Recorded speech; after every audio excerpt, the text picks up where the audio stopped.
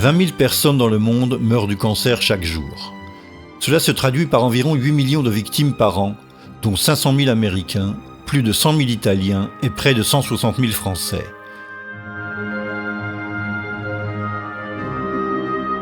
Au début du siècle dernier, le cancer frappait une personne sur 20. Dans les années 40, ce pourcentage s'élevait à une personne sur 16. Dans les années 70, à une personne sur 10. Aujourd'hui, une personne sur 3 est destinée à tomber malade du cancer au cours de sa vie. Plus d'1 million d'Américains apprennent qu'ils sont atteints du cancer chaque année. En Italie, le même sort touche environ 250 000 personnes et en France, près de 400 000. Toutes ces personnes entrent du jour au lendemain dans un tunnel sombre qui changera radicalement leur vie pour de nombreuses années. Face à une série apparemment infinie d'examens médicaux, contrôles, second avis, prescriptions, médicaments, nouveaux tests, opérations chirurgicales, thérapies de soutien et examens de contrôle, elle se retrouve complètement à la merci de la maladie. À l'intérieur de ce tunnel, chaque patient alimente un immense dispositif de santé qui fait travailler des centaines de milliers de personnes, générant des millions et des millions de dollars de chiffre d'affaires pour les industries médicales, hospitalières et pharmaceutiques. Des laboratoires de recherche aux écoles de médecine, des cliniques de prévention à la vente de médicaments à l'échelle mondiale, le système de santé autour du cancer est aujourd'hui si vaste et si coûteux qu'il a au moins autant besoin de ses patients pour survivre que les patients ont besoin de lui. Cancer is a big business, one of the biggest businesses. The typical cancer patient spends at least $50,000 to treat his or her disease. With 1 million new American cancer patients every year, that translates to $50 billion annually spent on cancer treatment in the United States. Pourtant, pour l'oncologie moderne, le cancer demeure toujours un mystère. Alors que ceux qui, il y a 100 ans, n'étaient que de vulgaires tacos de bois tout juste capables de s'élever à quelques mètres au-dessus du sol, sont aujourd'hui devenus des jets ultra sophistiqués, capables d'atteindre des altitudes stratosphériques à 3 fois la vitesse du son. Ce qui, il y a 100 ans, n'était que le grésillement d'un télégraphe rudimentaire connecté à l'aide de fils de cuivre, est aujourd'hui devenu un réseau mondial de communication par fibre optique, grâce auquel des millions de personnes s'échangent simultanément des informations dans tous les sens. Ce qui, il y a 100 ans, était une planète encore assez méconnue, est aujourd'hui illuminée jour et nuit et a été explorée d'un bout à l'autre, à tel point qu'il est possible d'en visiter le moindre recoin, confortablement assis dans son canapé. La seule chose restée inchangée au cours de ce siècle est l'apparente incapacité de la science médicale à comprendre et à vaincre une maladie telle que le cancer. Pourquoi ? La théorie officielle soutient que le cancer est un problème de type génétique dont l'origine se trouve au cœur de la cellule humaine. Cancer is a group of over 100 diseases characterized by abnormal, uncontrolled cell growth. Cancer is a sometimes fatal disease caused by the abnormal growth and division of cells.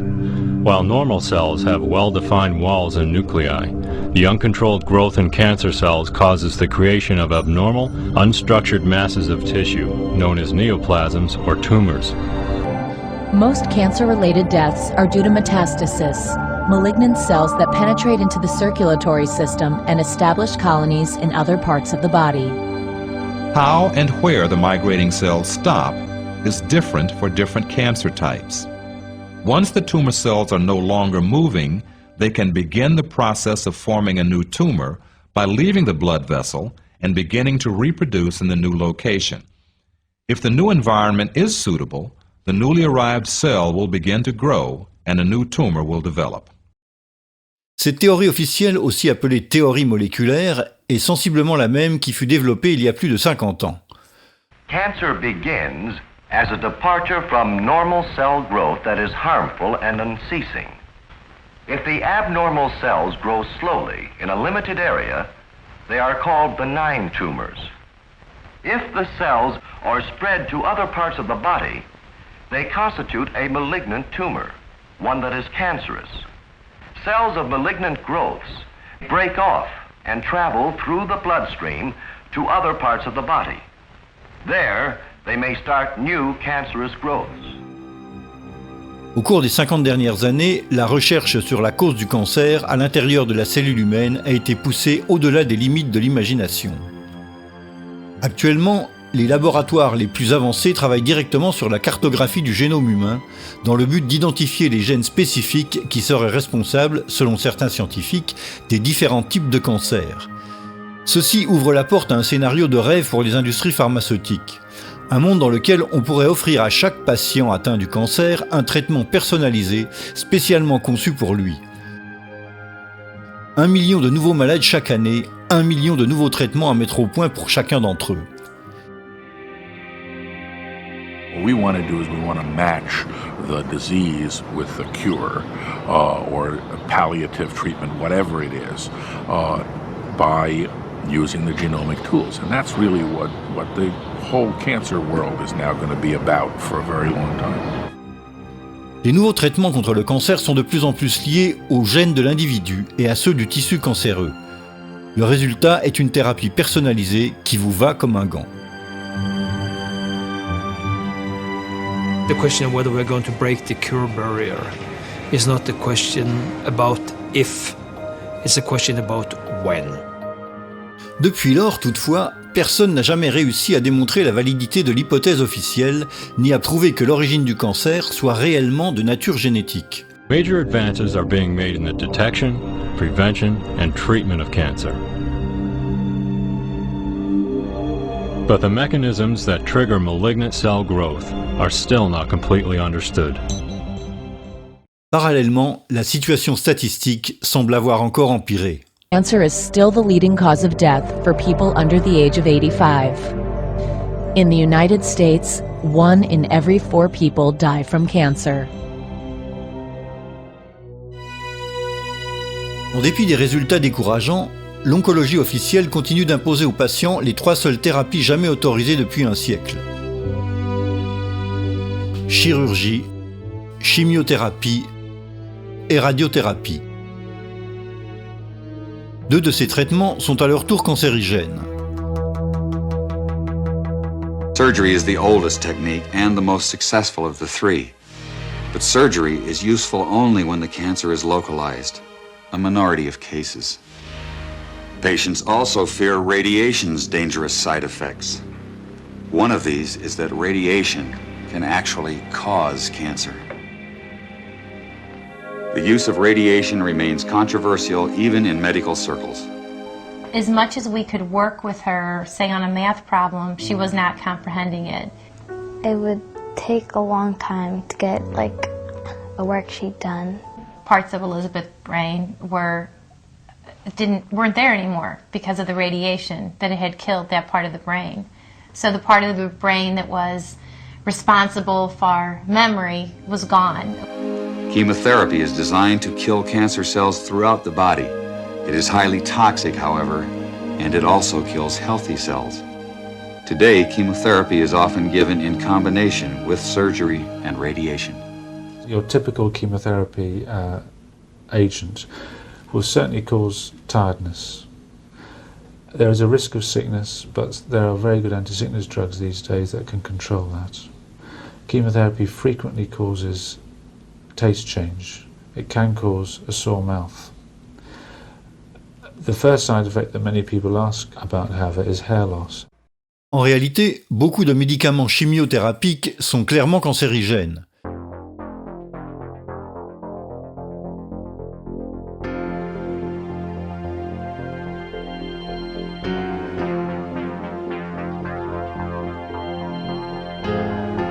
La toxicité des médicaments anticancéreux est telle que tous ceux qui les manipulent doivent suivre des règles de sécurité extrêmement sévères qui comprennent la destruction complète et l'incinération à plus de 1000 degrés de tous les matériaux qui ont été en contact avec ces médicaments. Même après être passés à l'incinérateur, certains médicaments anticancéreux conservent parfois encore une certaine dose de toxicité. But there is something new about chemotherapy that's been emerging of late. Many women who undergo chemotherapy for breast cancer describe unsettling changes to their memory and concentration. Researchers at the University of Michigan Comprehensive Cancer Center say this phenomenon is very real. Women have complained of cognitive changes that have occurred during the time that they've been treated for breast cancer for a long time now.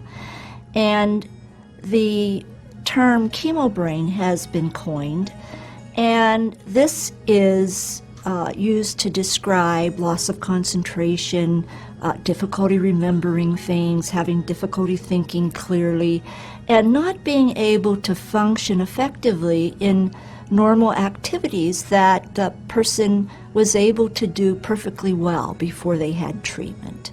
Simple little things. I'd have to wait to think of something, and it would be frustrating. X is red, C is green. Researchers say the chemotherapy creates memory problems that can last for years. Mais les enfants sont aussi de plus en plus nombreux à commencer à montrer les effets des agents cancérigènes de la chimiothérapie. My homework, let's say, math homework, when it's real noisy, I can't focus. And it just makes me feel like my mind's being erased. Mais y a-t-il des avantages à la chimiothérapie? John Cairns of Harvard University published a study in Scientific American. He found that chemotherapy drugs benefit at most 5%, 1 out of 20 of the cancer patients they're given to. If conventional therapy has such limited results, why isn't the medical profession willing to investigate alternative approaches? La réponse à cette question se trouve peut-être dans certains événements historiques qui ont eu lieu il y a quasiment un siècle, quand la médecine officielle a finalement réussi à prendre le dessus sur ceux que l'on appelait les médecins empiriques, qui soignaient les patients grâce à des herbes et à des remèdes naturels. In the 1800s, society sanctioned both approaches to healing. Patients had a choice of using either doctors, called allopaths, or natural healers, called empirics or homeopaths. The two groups waged a bitter philosophical debate. The allopathic doctors called their approach heroic medicine. They believed the physician must aggressively drive disease from the body. They based their practice on what they considered scientific theory. The allopaths used three main techniques. They bled the body to drain out the bad humors. They gave huge doses of toxic minerals like mercury and lead to displace the original disease. They also used surgery, but it was a brutal procedure before anesthesia and infection control. Few patients were willing to have surgery. Most patients feared allopathic methods altogether. Satirists of the day remarked that with allopathic treatment, the patient died of the cure. Competing with the doctors were the empiric healers. Contrary to the doctors, they believed in stimulating the body's own defenses to heal itself. Instead of poisonous minerals, they used vegetable products and non-toxic substances in small quantities.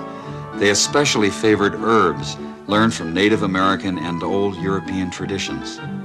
The empirics said they based their remedies not on theory, but on observation and experience. Satirists of the day added that with empiric treatment, the patient died of the disease, not the cure. And the balance of medical power remained equal until the turn of the century. Then, new medical treatments emerged that were potentially very profitable. The AMA joined with strong financial forces to transform medicine into an industry. The fortunes of Carnegie, Morgan, and Rockefeller financed surgery, radiation, and synthetic drugs. They were to become the economic foundations of the new medical economy. The takeover of the medical industry was accomplished by the takeover of the medical schools. Well, the people that we're talking about, Rockefeller and Carnegie in particular, came to the picture and said, we will put up money. They offered tremendous amounts of money to the schools that would agree to cooperate with them. The donors said to the schools, we're giving you all this money. Now, would it be too much to ask if we could put some of our people on your board of directors to see that our money is being spent wisely? Well, when somebody's offering a starving school, a struggling school, a couple of $1 million, and all they ask in return is that some very well-known and prestigious individuals be added to your board of directors, the answer in many cases is yes, we'd be honored to have these people on our board of directors. Almost overnight, all of the major universities, which we now consider to be major universities in the field of medicine, received large grants from these sources and also accepted 1, 2, or 3 of these people that I mentioned on their board of directors, and the schools literally were taken over by the financial interests that put up the money. Now, what happened as a result of that is that the schools did receive an infusion of money. They were able to build new buildings. They were able to add expensive equipment to their laboratories. They were able to hire top-notch teachers.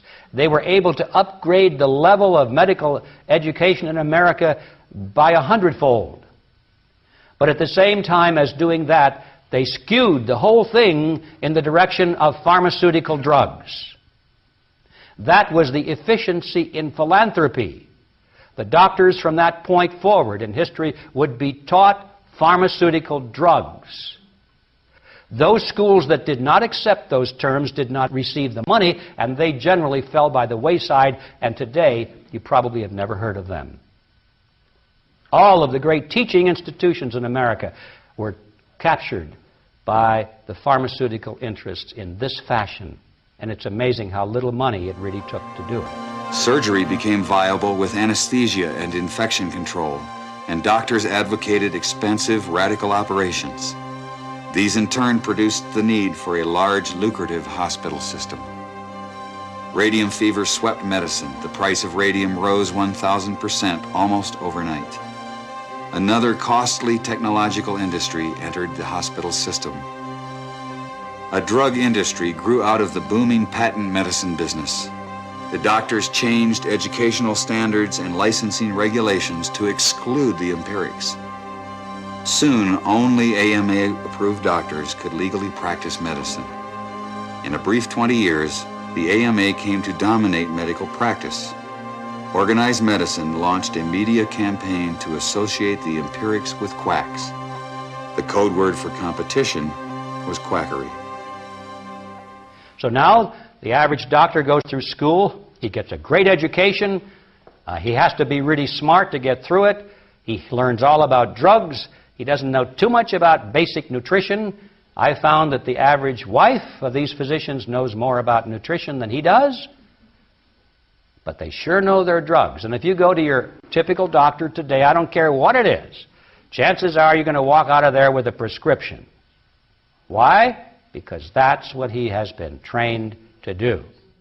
The companies that make up the pharmaceutical industry are among the largest corporations in the world. Together, these businesses have come to be known as Big Pharma. In 2004, their combined global sales were over $500 billion, with Pfizer and Johnson & Johnson leading the pack. In the U.S., the core of Big Pharma's immense profits is from sales of prescription medication.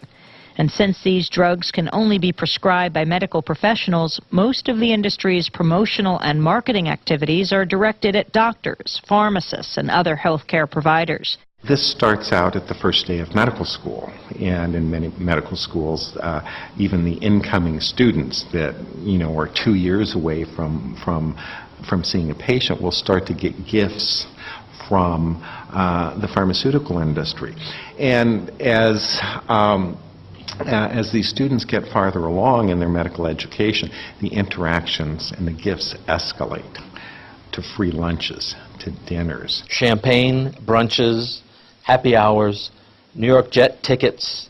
No matter where you spend the money, you make money. And my boss always told me, don't worry about it. There'll always be more funding. Spend what you can. In fact, if I give you $100,000 to spend, Gene, I want you to spend $200,000. In addition to providing gifts and trips, perhaps the most potent weapon in the drug rep's arsenal is free drug samples. In 2004, the industry gave away the retail equivalent of almost $16 billion worth of drugs, and these products are the chief enabler of the marketing machine. And what it is a way of getting both patients and physicians hooked on their product. In any town USA, you walk into a physician's office and you walk into a room that's usually a 10 by 10 room full of hundreds of thousands of dollars of samples. They're all the most expensive branded drugs. These are drugs that cost upwards of $100 to $300 a month, and the office is full of them.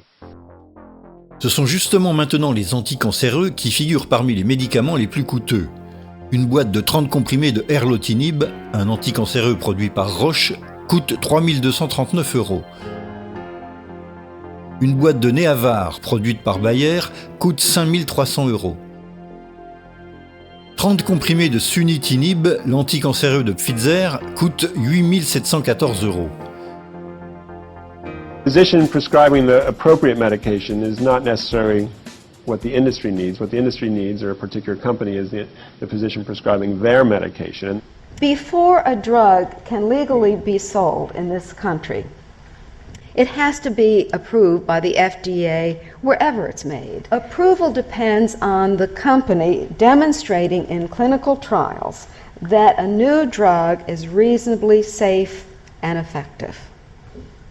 But compared with what?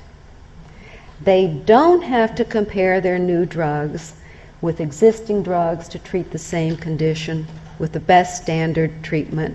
In most cases, they only have to compare their new drugs with a placebo. The FDA currently only requires, when you are seeking to have a new drug approved, that you show that that drug is better than a placebo. In other words, that the drug is better than nothing. That's really not very useful information for the doctor. Before 1980, most clinical research was funded by the National Institutes of Health.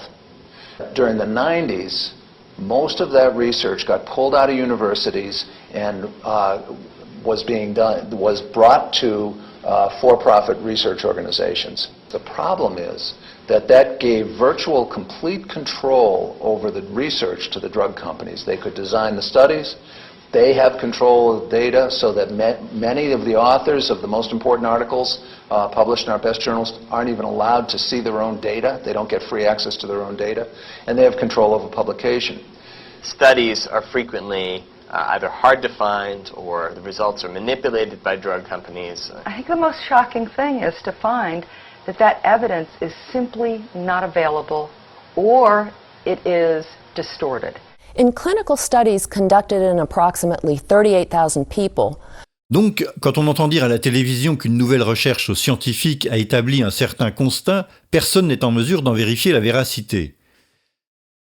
When drug companies set the research agenda, do the research and design the research, have tremendous influence over the people who get to write it up, and in fact have tremendous influence over the journals that publish it, because they're very, very beholden to drug companies for their own financial well-being. More than half of the budget of the division of the FDA that approves new drugs and oversees drug safety is funded by the drug companies. 90% of the clinical studies are funded by the drug companies. 59% of the experts who write the clinical guidelines have an active financial relationship with the drug that's being considered in the process. Ainsi, l'industrie pharmaceutique a pris avant toute chose le contrôle du système médical universitaire. Puis elle a mis en place l'Association médicale américaine, qui est depuis lors la seule autorisée à exercer légalement. Elle s'est ensuite emparée de la totalité du processus d'expérimentation des médicaments. Après quoi, elle influence lourdement les publications académiques qui promeuvent ces médicaments, et enfin, elle contrôle l'agence fédérale qui doit garantir leur innocuité et leur non-toxicité. À l'extrême opposé se trouvent les citoyens malades, et entre les deux, les docteurs qui doivent les soigner et qui ne peuvent se baser que sur les informations générées par les industries pharmaceutiques que personne n'est en mesure de vérifier. Dans cette exaspérante recherche du monopole total de l'information, même Internet n'a pas été épargné. There are a number of groups on the internet that look like these bona fide, disinterested patient groups that would only want the best thing that's right for them, and you come to find out that they're 100% funded by a drug company. Mais tout ceci n'était évidemment pas encore suffisant pour l'industrie pharmaceutique. In recent years, Big Pharma has pushed its way into the traditional doctor-patient relationship and found a new way to increase sales by targeting patients directly and independently, largely through television advertising. Do you know about the purple pill called Nexium? I know. I know. Gardasil is the only cervical cancer vaccine that helps protect against 4 types of HPV. Maintenant que la liste obligatoire des effets secondaires est plus longue que celle des vertus des médicaments, Les aspects négatifs sont clamés directement de la bouche des protagonistes dans des spots publicitaires qui les présentent du même ton joyeux que les qualités inventées. Side effects include pain, swelling, itching and redness at the injection site, fever, nausea, dizziness, vomiting, and fainting. Voilà qui nous perd complètement sur un aspect déjà présenté de façon ambiguë et hautement irresponsable.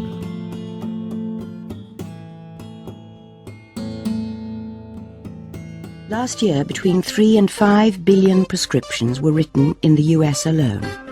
And for all of its many miracles and heroism, the pharmaceutical fantasy has also left disaster in its wake. The tragedies of drug side effects are being exposed daily.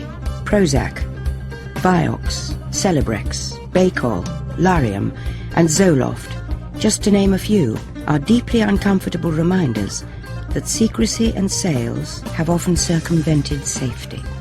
And what I found after analyzing government databases and peer-reviewed journal articles, I found that 784,000 people are dying annually, prematurely, due to modern medicine intervention. There's 122,000 people that die every year from known side effects to prescription medications. The drug industry is the most successful global industry in the world.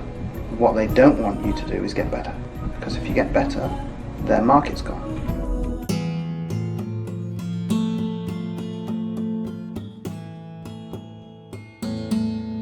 Anything that comes from nature cannot be patented. They're not interested in that. But what they are interested in, finding something perhaps within something in nature, if they can find some subcomponent that they can extract and then make it a man-made chemical that works the same way, then they can patent that, then they're interested, but not if it comes from nature, and it doesn't make any difference whether it works. So, we translate that into the real world of FDA approval. Surely these drug companies aren't going to spend $20 million or more testing any substance from nature because it can't be patented. That, and of course the FDA says it's illegal to use unless it's been tested for efficacy and safety. Now you see the catch-22 you're in there. Nothing from nature, regardless of how effective it might be, will ever be proven safe or effective according to the FDA. It'll never be. Because nobody's going to spend the money to go through the test. So therefore, everything from nature will always be condemned by the FDA as unproven, an unproven cancer cure.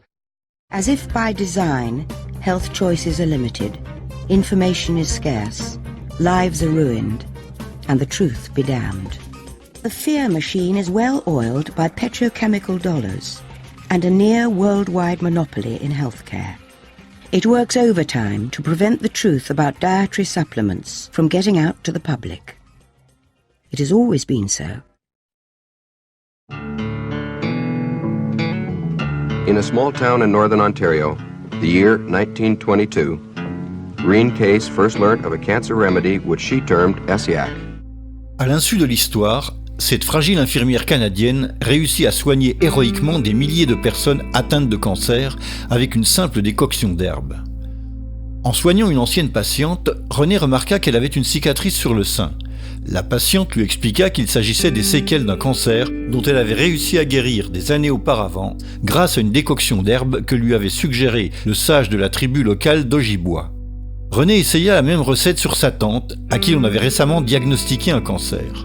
I asked Dr. R.O. Fisher, who later was Dean of the University of Toronto, if he would watch over her, if I would try some of these herbs. And he said he would. And it took quite a while, but she got better. And she lived for 21 years. Après cette expérience positive, Renée laissa tomber l'hôpital et se mit à soigner les gens à l'aide de la décoction d'herbes qu'elle appela par la suite Essiac. Essiac, c'est son nom écrit à l'envers. La rumeur se répandit rapidement et le nombre de patients guéris du cancer commença à se multiplier.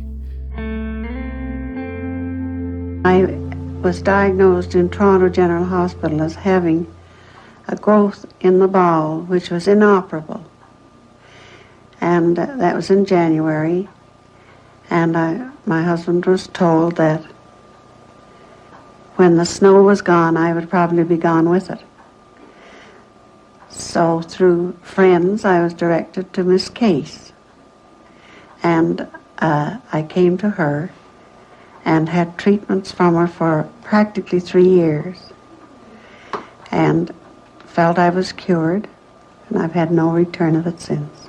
Dr. R.O. Bastida of Bracebridge sent me a patient, cancer of the bowel, Bert Rosen, and I cured him. So Dr. Bastida went before the town council and mayor and persuaded them to give me a building that they had taken for taxes as a clinic, that I had made a great discovery and that I should be supported in my own hometown. So they set up the clinic where I treated for 8.5 years. En quelques mois, la clinique fut remplie de malades venus des 4 coins du Canada. Her clinic would be full every time we were there. And there were people came in ambulances who were not able to come in for a treatment. She would have to go out and administer the medicine out in the ambulance.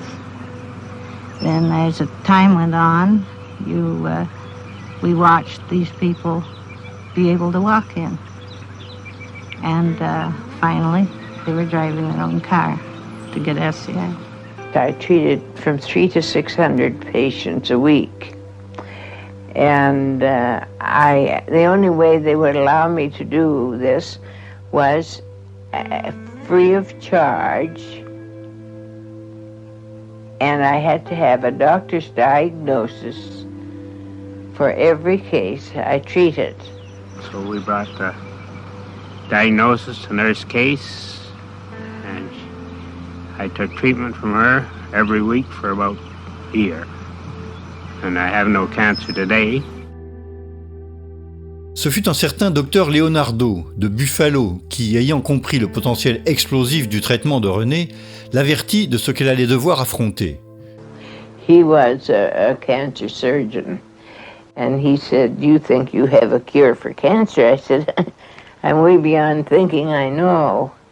Then I had 5 other doctors in examining patients, and he asked if he could go in with them and examine patients, and I told him he could. So then he told me, he said, "You have it, but the medical profession will never let you do this to us." Peu après, un mystérieux groupe d'investisseurs se présenta à Renée, lui offrant $1 million pour connaître la recette de sa décoction. Mais elle refusa l'offre, du fait qu'il ne lui était pas garanti que le traitement serait mis gratuitement à la disposition de quiconque en aurait besoin. Green case was called before the legislature in 1938 to determine Esiac's legal status. I was trying to legalize my treatment, and the patients went out and got this petition signed, 55,000 names on it. And I went before the legislature and I lost out by 3 votes. Public outcry forced the establishment of a cancer commission to investigate herbal remedies. The greatest majority of Reen's evidence was rejected. You see, they said the doctors all made mistaken diagnosis. That's why the patients thought they were cured. I kept on my clinic as long as I could until they stopped the doctors from giving a diagnosis, and then I had to stop. And it's a sad thing when somebody comes and they have somebody that is ill with cancer and the medical profession can do nothing for them, and they beg of me to treat them. It's a very, very sad thing to turn them away. And I had a nervous breakdown over that, so I really had to stop. don't see how they can refrain from recognizing it, because if you have the proof, you have the diagnosis from the doctor, you have the pathological findings, and you find you have the living patient to show that they are still alive after the medical profession has given them up. And yet they refuse to admit that it is a cure. Après s'être remise de cet épisode dépressif, Renée repartit de zéro, en préparant la décoction et en soignant les patients dans son propre sous-sol.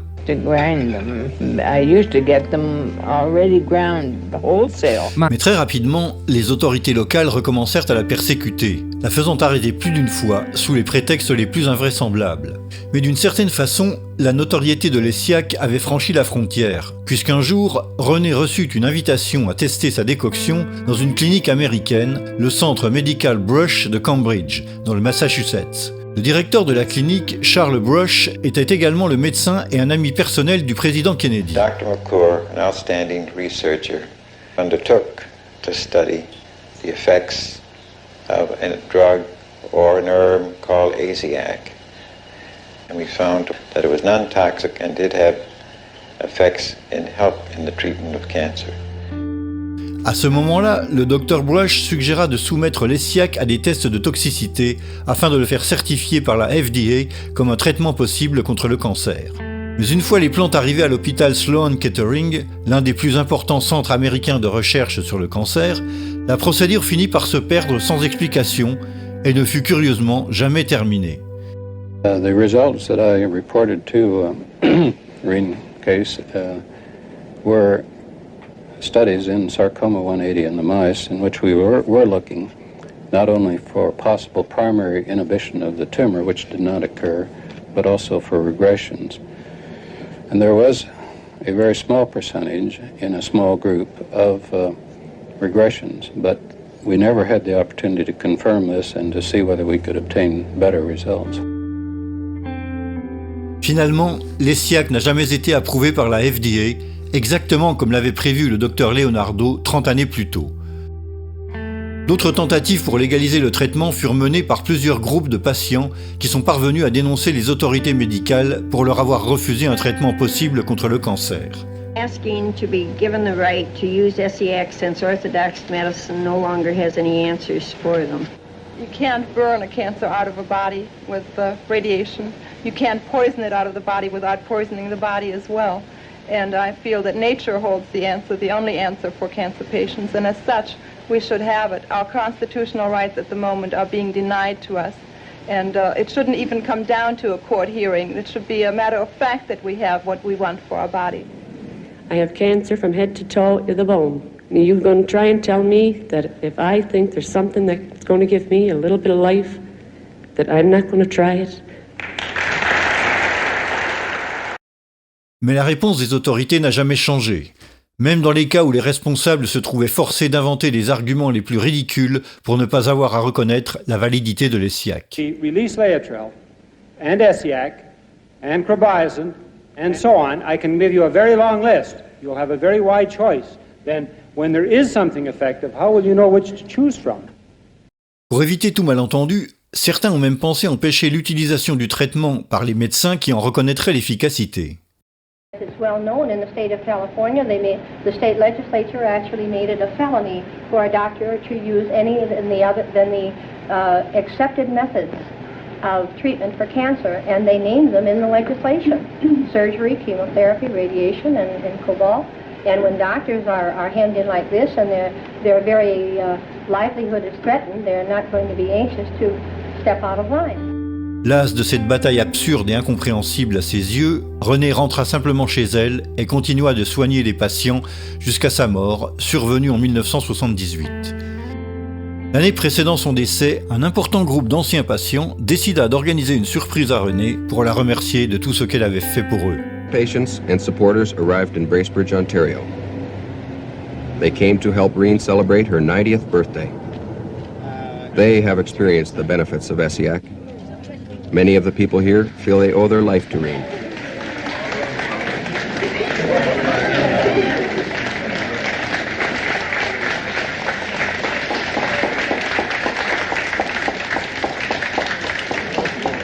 Remember she brought the two ladies up here that day in the house? She doesn't call me. Loretta. Loretta. I have given my life for it. I couldn't give any more than that. God's been good to let me live this long, to see it used.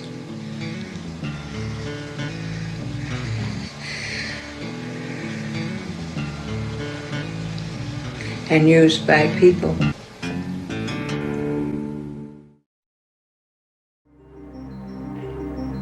L'histoire de Harry Hoxsey est très similaire à celle de René. Cet homme d'affaires texan avait reçu de son père une recette de plantes qui allait se révéler hautement efficace contre le cancer. Au contraire de René, Hoxsey avait beaucoup d'argent, était un combattant né et n'avait peur de personne, ce qui posa les bases pour ce qui fut l'une des batailles les plus longues, âpres et palpitantes entre un citoyen américain et les institutions médicales dans l'histoire des États-Unis. The trouble began with what seemed like good news.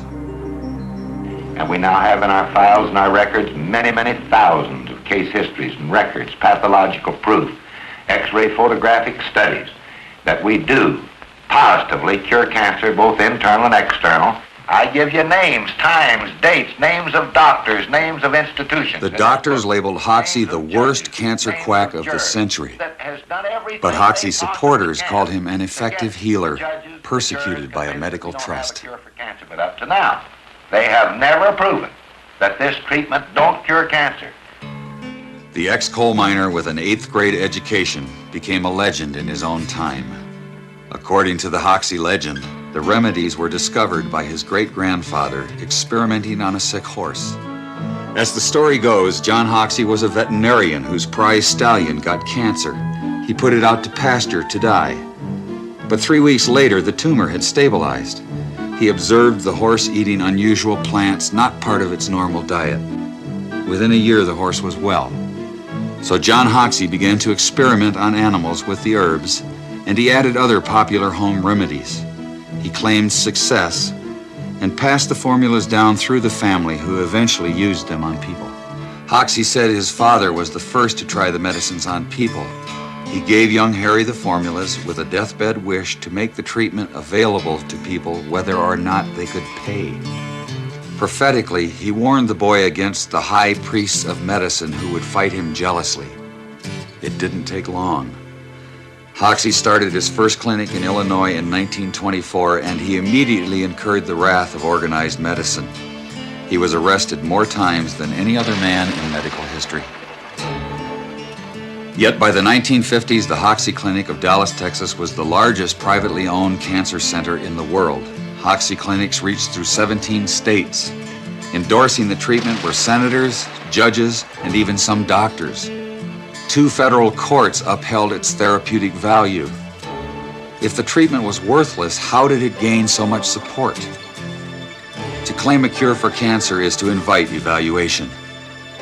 While the medical profession turned its back on Hoxsey, numerous individuals did make personal investigations. These experiences repeatedly turned skeptics into believers. Among them was Esquire magazine writer James Wakefield Burke, who in 1939 began covering the Hoxsey story. My boss, Arnold Gingrich, one day said, "Why don't you go down to Texas and let's expose this fellow. He's getting too big." And the American Medical Association liked to put him out of business, and said, "You go down and get acquainted with him," and says, "We'll do a couple of pieces on him and put an end to this." So it was an assignment. I came to Texas. I expected to stay about a day, get my information, and leave. I became fascinated. I stayed for 6 weeks. Every day, Harry would pick me up, bring me to the clinic. We'd come in the morning, and he would put his arm around these old men and women, say, "Dad, them doctors been cutting you up. says, I ain't gonna let them sons of bitches kill you, you're gonna live. And he'd treat them, and I'd watch him treat them. They'd get better and begin to get well. So I wrote an outline for a piece which I called The Quack Who Cured Cancer. And I sent it back to the editors, but it never came out. Assistant District Attorney Al Templeton was more than a skeptic. He arrested Hoxsey more than 100 times in 2 years. Then his own brother, Mike, got terminal cancer and secretly went to Hoxsey. When Mike Templeton got well, Al Templeton gave Hoxsey the credit. Hoxsey's prosecutor became his lawyer. More and more people kept supporting Hoxsey's claims of a cure. His boldest promoter was Christian evangelist Gerald Winrod. His radio broadcast reached millions of listeners with sensational reports of Hoxsey's mounting successes. I wish to begin this broadcast by reading for you what I regard as a very important statement, and I quote, Judge W.L. Thornton, this is the second jury of 12 men that has found in my court that the Hoxsey treatment cures cancer. 10 doctors found that the number of cures reaches into the thousands. Former United States Senator Thomas studied a large number of cures. I had made my own investigation, had satisfied myself that cancer was really being cured by the Hoxsey method. This humble reporter can only say, God bless these quacks, the only quacks who are curing cancer today. But a new cancer treatment needs more than personal investigations to gain acceptance. It needs a formal scientific review. And when I say to you, all I want is to have them come here. The American Medical Association, the Pure Food and Drug, the federal government, anybody, come here and make an investigation. And if I don't prove to them beyond any question of a doubt that our treatment is superior to radium X-ray and surgery, then I will lock the doors of this institution forever. Mais la profession médicale ne répondit pas à son appel. The doctors claim that they already knew from their medical education that his remedies had no efficaciousness at all, was no cure. They were just set in their ways and adamant in their beliefs. According to Hoxsey, there was a more sinister reason the medical profession wouldn't investigate. Hoxsey said the AMA doctors invited him to demonstrate the treatment. Among them was Dr. Morris Fishbein, editor of the influential AMA journal. According to Hoxsey, the day after his successful demonstration, a high AMA official asked to buy the rights to the formulas. The alleged offer would have given all rights to a group of doctors, including Dr. Fishbein. Exactement comme René Kess, Hoxsey refusa l'offre du fait qu'il n'avait aucune garantie quant à la mise à disposition gratuite du traitement pour ceux qui en auraient besoin. But one thing was certain. Hoxsey had made a very powerful enemy. By crossing swords with Dr. Fishbein, he alienated the most influential figure in medicine. Dr. Fishbein held a unique position. As journal editor, he controlled the main income-producing organ of the AMA and thus the organization. He also published the accepted standards of medical practice. After the Chicago incident, Dr. Fishbein blackballed Hoxsey by branding him a quack in the journal. It commented that Hoxsey's most enthusiastic supporter was the local undertaker. The AMA attack was relentless. Dr. Fishbein and Hoxsey would battle each other for 25 years to come in a drama of national dimensions. But rather than settling the dispute through scientific means, they played it out in the media. At the association's headquarters in Chicago, vigilant against quackery is Dr. Morris Fishbein. There is no serum, drug, or combination of drugs that we know that will definitely cure cancer. When Hoxsey approached the National Cancer Institute for an investigation, the agency refused. The NCI said his medical records were incomplete.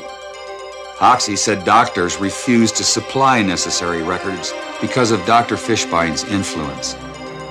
The government concluded it would be a waste of public funds to investigate. Having struck oil in Texas, Hoxsey offered to pay for a test himself. His challenges were putting Dr. Fishbein under public pressure, and the doctor fought back hard in the public arena.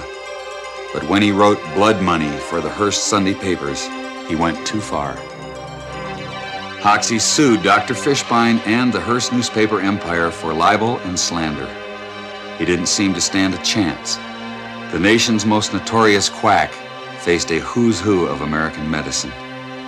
Surprisingly, Harry Hoxie became the first man ever to win a judgment against Dr. Fishbein and the AMA. Dr. Fishbein had to resign from his post at the AMA. But the Hoxie-Fishbein trials held an even more shocking revelation.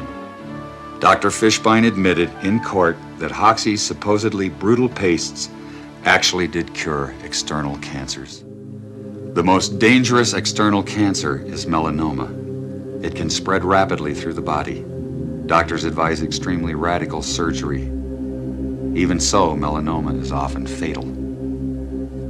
We have more positive proven cases of melanoma in our records and our files and the patients to talk to that have been cured in this institution than any institution in the world, and that's a broad statement, but we have the facts to back it up. Hoxie parvint à produire un film pour faire entendre sa voix à l'Association des médecins. It would be an innovation to men of the medical profession if, instead of devoting so much time and money to court trials, sniping tactics, and smear campaigns, they would come to the clinic, do some investigating, check into our methods, speak to some of our patients. Then they would understand why our treatment has been as effective and, in most cases, far more successful than anything they've had to offer as a solution to the cancer problems. Mais au lieu de répondre à l'appel, l'institution médicale intensifia la bataille. Mildred Nelson avait dirigé les cliniques de Hoxie depuis le début de sa carrière. But he was never investigated except in a criminal type of a way to see what he might be doing wrong. The Food and Drug have always been famous for harassing the Hoxie patients. Go to people's houses, take their medicine when it was delivered to them, talk to them, tell them they were doing wrong. But when the government couldn't stop Hoxie in court, the FDA decided to take unprecedented action. Sufferers from cancer, their families, physicians, and all concerned with the care of cancer patients are hereby advised and warned that the so-called Hoxie treatment for internal cancer has been found on the basis of evidence presented by the FDA to be a worthless treatment.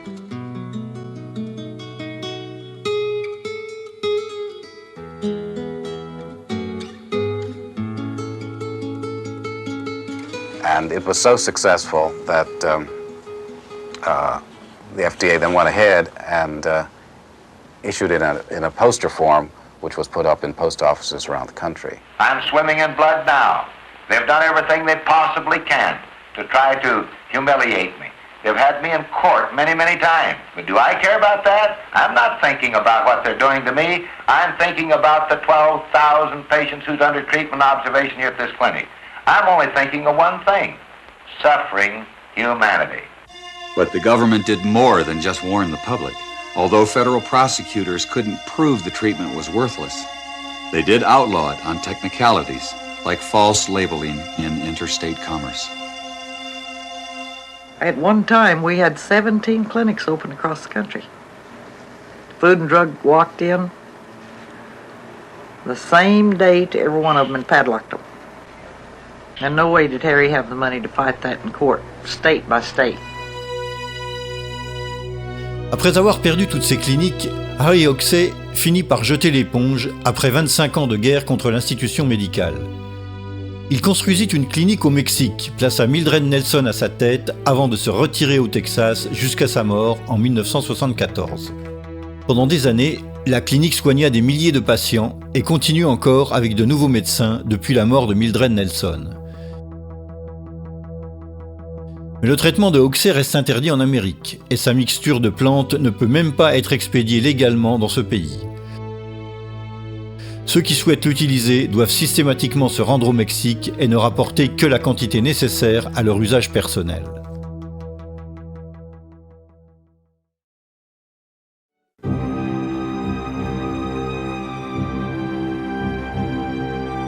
Je vois dans Gerson l'un des génies les plus éminents de l'histoire de la médecine, Albert Schweitzer.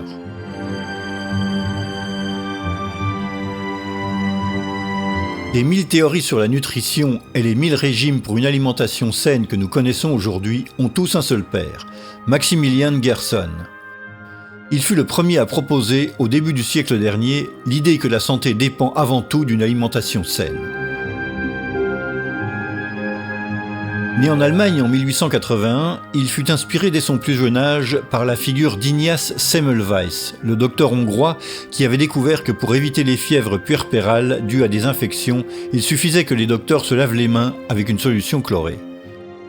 Prior to receiving his doctorate as a medical student, Max Gerson suffered from severe and repeated migraine headaches, leaving him essentially unable to function for days.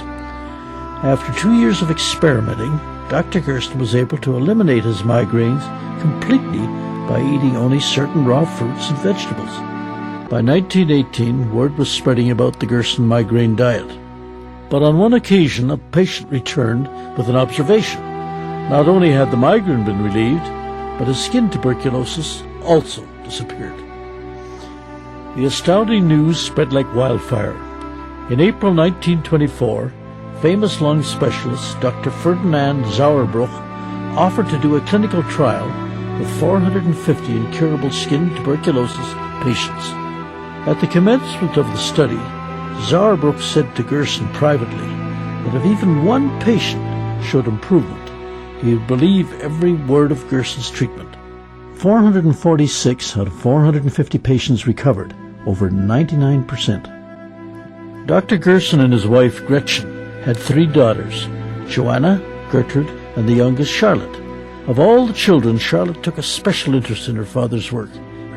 By the late 1920s, Dr. Gerson's fame had spread throughout Europe, especially after he cured Dr. Albert Schweitzer's wife, Helena, of pulmonary tuberculosis and Schweitzer's daughter's skin disease. When Dr. Schweitzer was 75 years old, he came to Dr. Gerson with diabetes and was also cured. La thérapie de Gerson a pour but la désintoxication complète du corps, obtenue à travers une série de lavages d'estomac à base de café et d'un régime de fruits et légumes crus, cultivés dans des conditions optimales. La viande est absolument à proscrire, comme l'explique Charlotte, la fille du docteur Gerson, âgée aujourd'hui de 82 ans.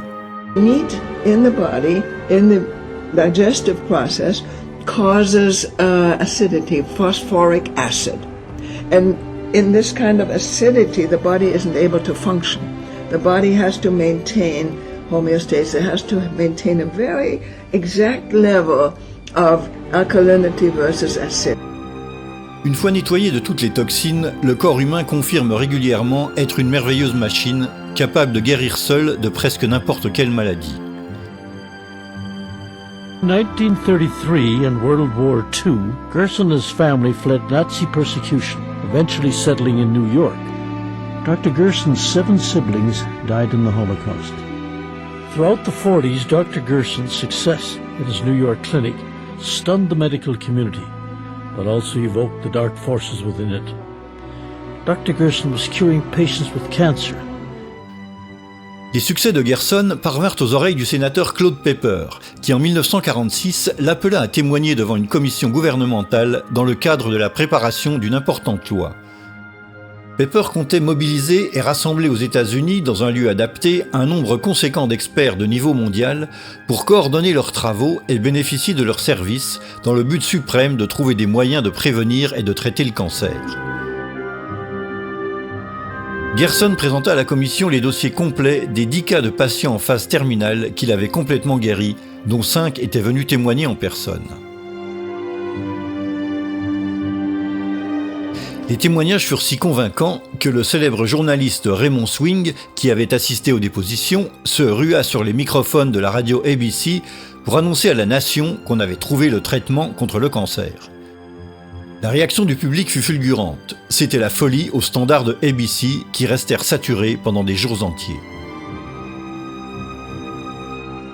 Mais ce qui arriva ensuite fut encore plus stupéfiant. 2 semaines après son annonce à la radio et après 30 ans de carrière, Raymond Swing fut licencié sans préavis et ne put jamais retrouver du travail dans le secteur du journalisme américain. Sa tête avait été demandée par l'Association des médecins américains de Maurice Fishbane. Fishbein était depuis longtemps en lutte contre Gerson, lorsque le docteur allemand, premier au monde, avait dénoncé les dangers du tabac à une époque où l'annonceur publicitaire principal de l'Association des médecins américains était justement l'entreprise Philip Morris. Repeated national survey, doctors in all branches of medicine, doctors in all parts of the country were asked, "What cigarette do you smoke, doctor?" Once again, the brand named most was Camel. Yes, according to this repeated nationwide survey, more doctors smoke Camels than any other cigarette. Entre-temps, le projet de loi du sénateur Pepper disparut dans le néant et ne fut jamais discuté au Parlement. Depuis, Max Gerson fut ostracisé de la communauté médicale tout entière, qui lui apposa l'étiquette de charlatan et l'abandonna à son sort. I was investigated 5 times. What do you mean by being investigated, sir? From the EME. They investigated you? Yes, 5 times. Every time they come, I show them, here's a patient you sent home to die, cured. Other patient you sent home to die, cured. Next patient you sent home to die, cured. What are you going to do? You don't look like the type of man that's going to give up at this point. No. How could I give up, sir, when I see these wonderful results? That's impossible. First, I write the cancer book. And in that cancer book, I will bring in as many cases as possible sent home to die. So that every physician here in the country can read it. And I will have it translated in many languages. Gerson mit 10 ans à écrire son livre, dans lequel il présenta 50 cas de guérison de patients en phase terminale, documentés de A à Z. Mais il ne trouva aucun grand éditeur américain disposé à le publier. At that point, he was totally and forever banned from publication in the United States. Why was the American Medical Association so opposed to the Gerson therapy? I think all the medical associations were opposed to the Gerson therapy. Here comes a new approach, a nutritional approach, an effective approach. The medical pharmaceutical industry, if it even wants a cure for cancer, since there's so much profit in this disease, certainly does not want the cure to be a nutritional one. Gerson passa le reste de sa vie enfermé dans son appartement de New York. Il rendait visite aux patients, auxquels il prescrivait le traitement qui, entre-temps, fut interdit aux États-Unis. This is where Dr. Gerson was up until the day of his death, where he had a clinic, where he saw patients, where patients recovered from cancer, where he documented so many recoveries, yet those recoveries are not available to the public. Those published articles have been published in Europe, but have not been allowed to be published in American journals. Why? The reason for that is the fact that it's not a patented medicine and it's not an expensive medicine. I mean, this is the crux of the matter. This is a natural therapy that allows people to take control of their own health and not require drug interventions, and therefore it doesn't fit into the medical scientific model of American medicine. If the Gerson therapy were permitted inside the United States, and I believe that it should be, we would see a dramatic decrease in deaths from cancer. I would estimate the fatality rate would go down by at least 50%, very possibly more so. Exactement comme dut le faire Mildred Nelson, la directrice des cliniques de Hoxsey, la fille de Gerson fut également obligée de se rendre au Mexique pour ouvrir une clinique afin de continuer à soigner ses patients. Depuis lors, la clinique enregistre un flux ininterrompu de personnes venues des 4 coins du monde et les dossiers médicaux relatifs aux guérisons de plus de 1500 patients sont à la disposition de quiconque souhaite les consulter. Further, any physician is heartily invited to come to the Mexican hospital and visit and see a patient there or visit with the patients, and with their permission, then they would have access to their medical records. Mais la communauté médicale refusa catégoriquement l'invitation, tout en continuant à nier officiellement la validité de la thérapie Gerson. Le docteur Edel figure depuis de nombreuses années parmi les médecins les plus populaires en Amérique pour avoir longtemps présenté à la télévision les positions de la médecine officielle. I don't think the Gerson's therapy has ever cured a terminally ill patient. People get very confused by this.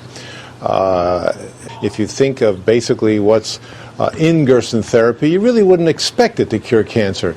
But sometimes cancer cures itself. There is a rate of cancer that goes away by itself. Some people didn't really have cancer. It was a misdiagnosis. In 1986, I was diagnosed with pancreas cancer, which had spread to my liver, gallbladder, and spleen. The doctors told me I had 3 months to live, to go home, get my finances in order, and prepare to die. My husband just wouldn't accept it. I was only 46 at the time, far too young, so we came home, did therapy for 2 years. After 3 months, my doctors here wondered why I was still living. They asked me if I would have a CAT scan, which I did. The masses of the cancer had gone. They said, I don't know what you're doing. We don't want to know what you're doing. Just keep doing it. The doctors at that time had said I would never live to see my second grandchild, which he is now 19 years old. So we proved them wrong. After the therapy, we went back to Utah to a specialist on blood, and she said my blood was so clean and clear that she couldn't tell I'd ever had cancer, and she said I was the first patient that ever happened to. Yes, and after I had gone back to the oncologist after I had done the Gerson therapy for a couple months, at that time when they had found that I was cured of cancer from the CT scan that they had done on my abdomen, he couldn't believe it. He thought it was a miracle. For the 10 years following being on the Gerson therapy, which took a year and a half, I started going back to the Mayo Clinic and seeing Dr. Scott, who was an oncologist there, just for checkups to be sure I was clear. And he said everything was like an 18-year-old again. My blood profile was perfect, and he couldn't believe how I looked and how much energy I had, and he asked me what I'd done, and I went over the Gerson therapy with him. Dr. Scott said, that's great, but he said that we can't sell that. Le Dr Wallace Simpson dirige la Scientific Review of Alternative Medicine, la revue scientifique officielle sur les traitements alternatifs et sur les pratiques médicales aberrantes qui entend faire des analyses scientifiques et objectives. Gerson therapy ever cured a cancer patient? Oh, of course not. They won't even release their records. So, what would it take for you to be convinced that this therapy has credibility? Well, first of all, they have to show some reason why it should work. We know how cancers behave, and we know the kinds of things that cause cancer. So they have to come up with some kind of a believable theory of why their diet should work. But second of all, they'd have to convince us that everything we know about it in the past 50 years is wrong, and they're right. Now, how are they going to come up with material like that? That's impossible. They don't have it. Dr. Gerson documented so many recoveries, yet those recoveries are not available to the public. Those published articles have been published in Europe, but have not been allowed to be published in American journals. Le docteur Stephen Barrett peut être considéré comme l'équivalent moderne de Maurice Fishbane. À la tête de la revue Quackwatch, qui signifie la veille contre les charlatans, il y dénonce publiquement et depuis longtemps tous les traitements que la médecine officielle estime être des fraudes ou des arnaques sans aucune valeur. Take the Gerson therapy, for example. Gerson was a physician who claimed that he could cure cancer with diet and a number of other methods. There's absolutely no scientific evidence that he's cured anyone. I was investigated 5 times on the MA. Every time they come, I show them, here's a patient you sent home to die, cured. Other patient, you sent home to die, cured. Next patient, you sent home to die, cured. The Gerson therapy was known some 75 years ago.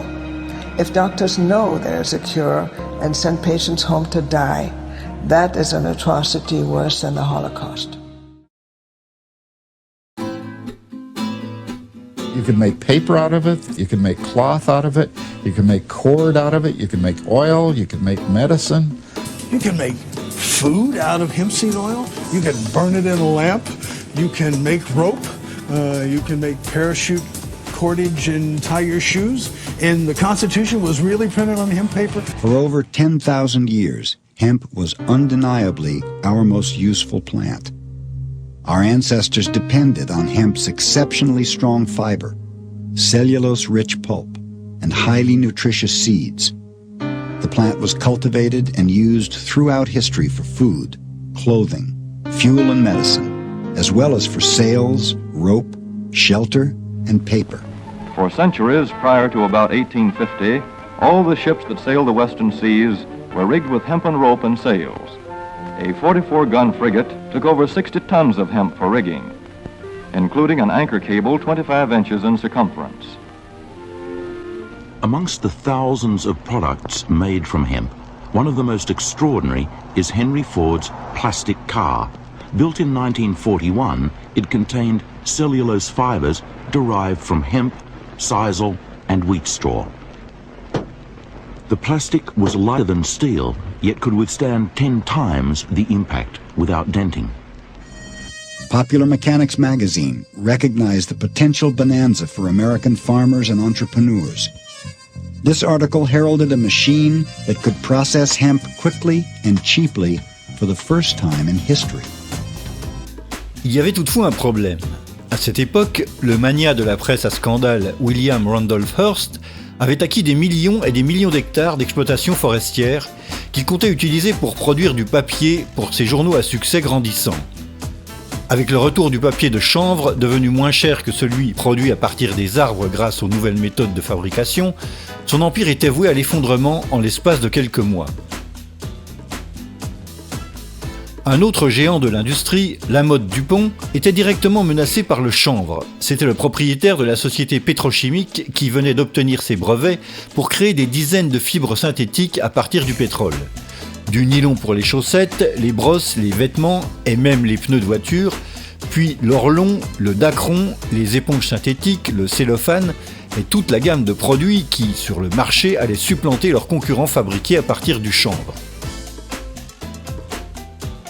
Outre le risque de perdre des millions de dollars, Hearst et Dupont partageaient un autre point commun. Ils recevaient tous les deux leur financement de l'un des banquiers les plus puissants de l'époque, Andrew Mellon, alors également secrétaire au Trésor.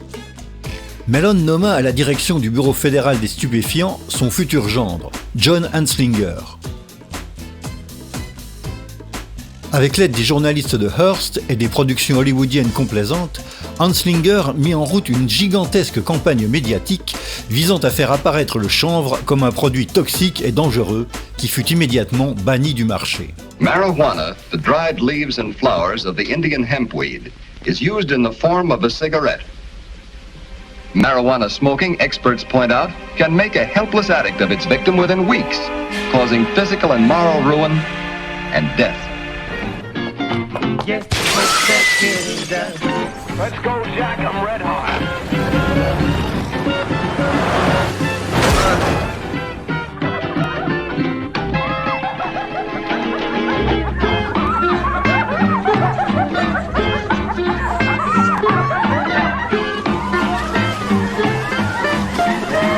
Should you ever be confronted with the temptation of taking that first puff of a marijuana cigarette, don't do it. À la fin de cette puissante campagne anti-drogue, une nouvelle loi fut présentée au Parlement interdisant l'usage de la marijuana. Bien que le composant psychotrope du chanvre, le THC, se trouve uniquement dans les fleurs et ses feuilles, Anslinger parvint à faire interdire la culture totale de la plante dans tous les États-Unis. En effet, la plupart des sénateurs et députés qui approuvèrent la loi ne savaient même pas que la marijuana et le chanvre étaient la même chose. Without any public debate, scientific inquiry, or political objection, the Marijuana Tax Act was signed into law by President Roosevelt. La guerre contre le chanvre était officiellement déclarée. Elle mena à des dizaines d'arrestations retentissantes que Hearst s'empressa personnellement de rendre publiques dans toute la nation. Après la guerre, les États-Unis commencèrent à faire pression sur tous les pays encore producteurs de chanvre. Et à la fin des années 50, ils étaient parvenus à rendre la plante illégale pratiquement dans le monde entier. Ce fut sans aucun doute un immense cadeau fait à l'industrie du papier et du secteur pétrochimique. Mais cela nous offrit également le désastre écologique auquel nous assistons aujourd'hui. Pollution atmosphérique, chimique et environnementale, déforestation sauvage, extinction des espèces animales, augmentation du réchauffement climatique. Virtually everything now made from trees and petroleum could instead be made from hemp. Not another single tree would ever have to be cut down to make paper. Clean-burning fuel would now be made from the biomass of the abundant hemp plant. This new fuel would run cars, factories, power plants, and would even provide heat for our homes. Hemp could be grown and processed into cloth and paper with only a fraction of the toxic chemicals used in processing cotton and trees. Malheureusement, avec le chanvre, nous avons également perdu l'un des médicaments les plus importants jamais connus de l'homme. Cannabis has been used medically since the year 2800 BC, when Emperor Shen founded the science of Chinese medicine. Wounds sustained in battle were bandaged in cannabis leaves. À la fin du 19e siècle, plus de 30% des médicaments disponibles en Amérique contenaient du cannabis. Ce dernier compte presque autant de vertus thérapeutiques que de produits extractibles. Prévention des nausées et vomissements causés par la chimiothérapie, de l'anorexie, des douleurs provoquées par le cancer, des lésions de la colonne vertébrale, des glaucomes, de l'affaiblissement musculaire. Today, doctors across the whole world are asking for the right to use cannabis as a treatment for pain, especially for cancer and AIDS. Marijuana is much less dangerous than many other substances in less restrictive schedules like morphine and cocaine, not to mention the unscheduled legal mass killers, tobacco and alcohol. Of course, marijuana does have proven medical usefulness for some conditions. One study that we did looked at patients with HIV-related painful peripheral neuropathy, which means nerve damage in the hands and feet. Very difficult problem. Non-steroidal anti-inflammatories don't help, opioids don't help, acupuncture doesn't really help. So we gave people cannabis and we saw that it helped. And from our pilot study where everybody smoked real cannabis, we then decided to do a placebo-controlled trial. And we demonstrated quite successfully that cannabis reduced peripheral neuropathy pain compared to placebo. Despite its undeniable potential as the natural, renewable alternative to a synthetic world, the hemp plant, by federal law, still cannot be cultivated in the United States. Despite increasing public and scientific support, the medical use of marijuana still remains illegal. This is the reality of America's war on a plant. En attendant, certaines personnes ont décidé sans plus attendre de prendre leur santé en main. My name is Rick Simpson. I live at 344 Little Forks Road, just outside of Macan, Nova Scotia. I'm here to tell you about the most medicinal plant known to man, hemp. Depuis de nombreuses années, Rick Simpson produit et fournit aux malades de sa région une huile médicinale extraite du chanvre. Simpson produit cette huile sur son terrain avec un processus complexe qu'il a mis au point au fil des ans.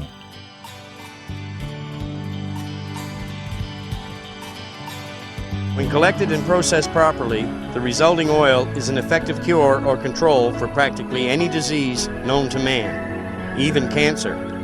We have supplied this oil to dozens of people with cancer. Even people who were diagnosed with terminal cancer by our medical system now have a clean bill of health after treatment with hemp medicine. One of the testaments to hemp oil's healing power is his father, a military veteran suffering from lung cancer. And this last time I was in, I didn't know it, but they said I was going to die in 24 hours, but I didn't. So I took the oil and everything worked out right. Well, I had skin cancer. It's melanoma cancer, they told me. I was treated time after time and I was burnt several times. It wasn't doing no good. All the salve they gave me, I put it on and put it on. So I ran across this fellow they called Ricky Simpson. Well, you see my face, I know it's all wrinkled up, but there's no big holes in it. I used hemp oil for a number of conditions. Migraine headaches, cyst on my ovary, arthritis, bad skin allergies. I had 2 months to live. I was cashing in. I didn't care then. And got a hold of Rick, and Rick explained how this stuff works. The chemo and the radiation just kills everything inside of you. It doesn't give you a chance to live. And then when I look at my hemp oil, that's why I am sitting here today telling you. January 07, my father came to stay with my wife and I because his cancer had become unmanageable. He could not stay alone anymore. At this point, the man had fluid in both lungs, couldn't even hardly walk around. His breathing had gone down to 70%, and he was on his last legs. We started him on the treatment, and inside of 3 months, the cancer was completely gone. In between that, he got nothing but better. The man improved every day from the time he started the oil until he went to a maintenance dose in March. It works. It works. That's all I can say. You know, it works. Même dans la province reculée de la Nouvelle-Écosse, les règles du jeu semblent identiques. Hemp oil containing THC has been touted as an effective treatment for many diseases, including cancer. But distributing THC, the psychoactive ingredient in marijuana, is illegal. Hemp oil is being used by some people in the Macan area of Nova Scotia to help in the treatment of cancer. Now they're worried their hemp oil will be taken away. People are being very scared of the RCMP coming in their home and taking their medicine from them. À cette époque, Rick Dwyer était le président du siège local de la Légion royale canadienne. That's when we proceeded to call in these politicians, our health professionals, and our enforcement professionals, and all the people who should have been contacted over this issue. We wrote them a letter, and we stated to come to this meeting. We would show you the evidence, the human evidence, scientific evidence, and the medical evidence. And that's when they come in and shut our Royal Canadian Legion down. The doors are locked here at the Royal Canadian Legion in McCann. Even past President Rick Dwyer can't get into the building. The charter has been pulled and the executive suspended because of their controversial support of the use of hemp oil as medicine. And as Royal Canadian Legion members, for us to sit here while people were dying and suffering horribly and us knowing that this worked, I don't see where there's any honor to that. Grâce à la tolérance des autorités locales, Rick Simpson peut continuer à fournir aux habitants de la zone son huile curative. Mais cela reste une activité illégale. Entre-temps, aucune autorité officielle ni aucun médecin privé ne s'est avancé pour en savoir plus sur les qualités curatives de l'huile produite par Rick Simpson. That's a cure right there. There's so many people out there suffering with so many diseases that this works for. And at nights I don't sleep very well because I think of those little children that are being poisoned and that are being fed chemotherapy and radiation and infants. And this is so horrible.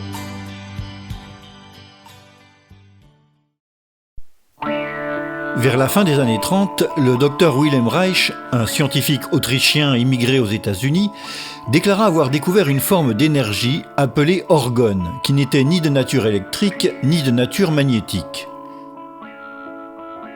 Il s'agissait d'une espèce d'énergie vitale, selon Reich, répandue dans l'univers, qui interagirait avec tous les êtres vivants.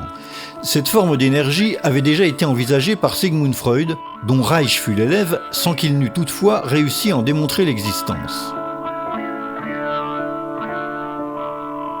En revanche, Reich parvint à construire des accumulateurs spéciaux basés sur un principe d'attraction et de répulsion entre des métaux et des matériaux organiques, en mesure d'extraire cette énergie directement de l'atmosphère terrestre.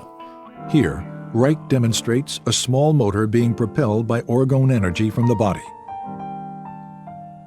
And here, motor power is provided by orgone energy harnessed from the atmosphere.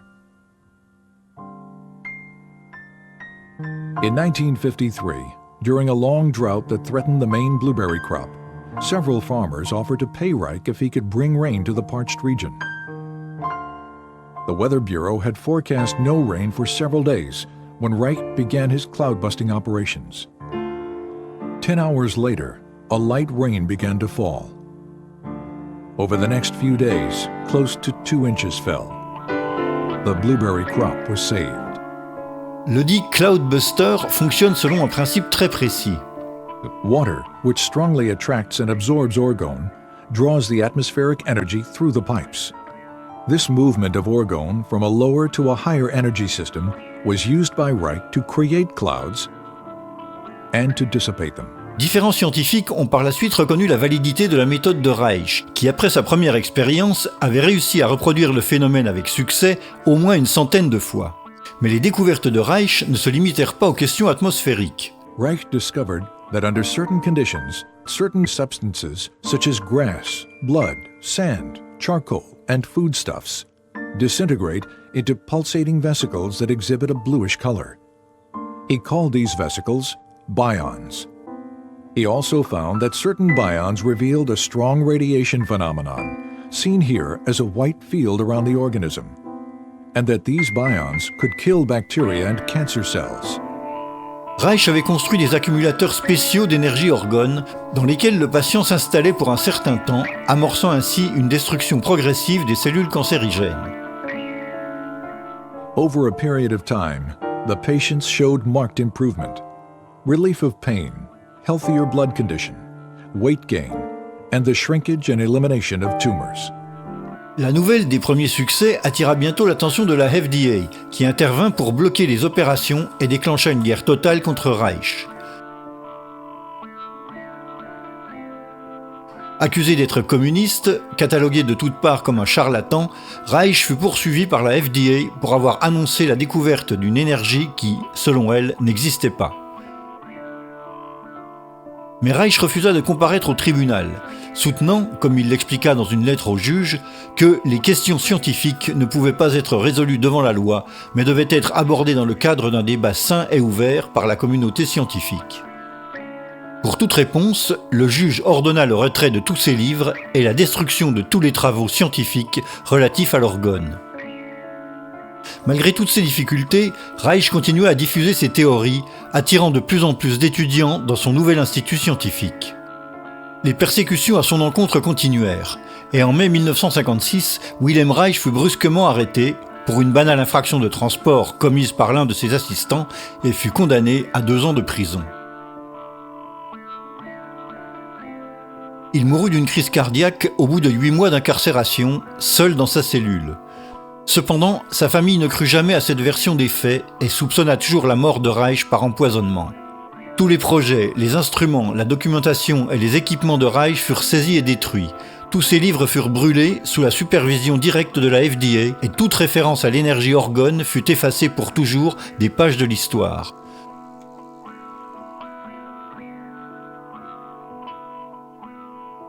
On n'avait jamais assisté à une fureur si dévastatrice des autorités américaines contre une forme d'énergie qui, selon elles, n'existait même pas.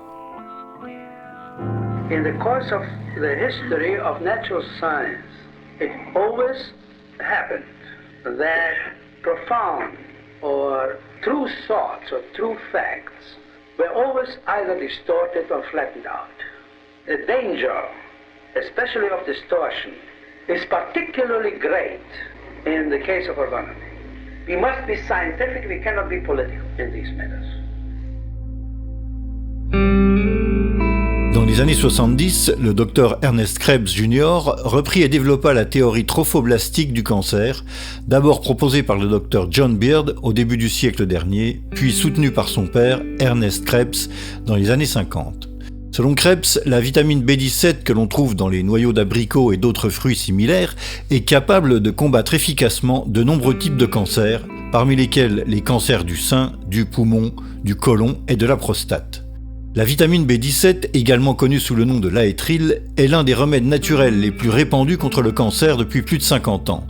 Au fil du temps, il a reçu le soutien de très nombreux professionnels et oncologues des 4 coins du monde. En Italie, ce fut le professeur Guidetti de l'université de Turin qui défendit les vertus anticancéreuses du laétryl, après avoir mené une expérimentation clinique qui donna des résultats très encourageants. Dr. Dean Burke, head of the cytochemistry section of the National Cancer Institute, has reported that in a series of tests on animal tissue, the B17 had no effect on normal cells, but released so much cyanide and benzaldehyde when it came in contact with cancer cells that not one of them could survive. He said, "When we add Laetrile to a cancer culture under the microscope, we can see the cancer cells dying off like flies." Il apparaît qu'à l'hôpital Sloan Kettering, le célèbre centre de recherche new-yorkais sur le cancer, on connaît aussi et depuis longtemps les propriétés thérapeutiques du Laetrile. C'est le docteur Kanematsu Sugiura, l'un des oncologues mondiaux les plus renommés de l'époque, qui le révéla dans une interview publiée en 1977. La nouvelle se répandit très vite et l'hôpital Sloan Kettering commença à faire pression sur Sugiura pour qu'il revienne sur ses déclarations. Mais Sugiura refusa de se rétracter, obligeant le Sloan Kettering à nier officiellement les vertus thérapeutiques du Laetrile. Par la suite, le Sloan Kettering fut accusé par plusieurs sources d'avoir falsifié les données de la recherche afin de nier les vertus anticancéreuses du Laetrile. John Richardson, MD, who's now deceased, had a cancer clinic, a very thriving cancer clinic up in the San Francisco area in the 70s when he met Dr. Ernst T. Krebs Jr., had many conferences with him, became familiar with the theory, the science behind it, and began to cautiously use it in his practice. He was losing most of his patients that he was treating with cancer. He went from that to a high success rate almost overnight by using this substance. And so he became very enthusiastic about it. The word got around. His patients were very happy, of course, and they told their friends. It wasn't very long before people were coming from all over the United States, and in some cases even from Europe, to be treated at the Richardson Clinic. Then he got into trouble with the medical authorities. The hospital administration contacted him and said, "You have to stop using this material because it is not approved by the FDA." And he said, "Yeah, I know it's not approved, but it works." They said, "We don't care whether it works or not. It is not an approved substance and you're in violation of the law." Les organismes médicaux officiels ne reconnurent jamais l'efficacité thérapeutique du Laetrile et la FDA le mit dans la liste des substances toxiques, empêchant ainsi sa commercialisation aux États-Unis.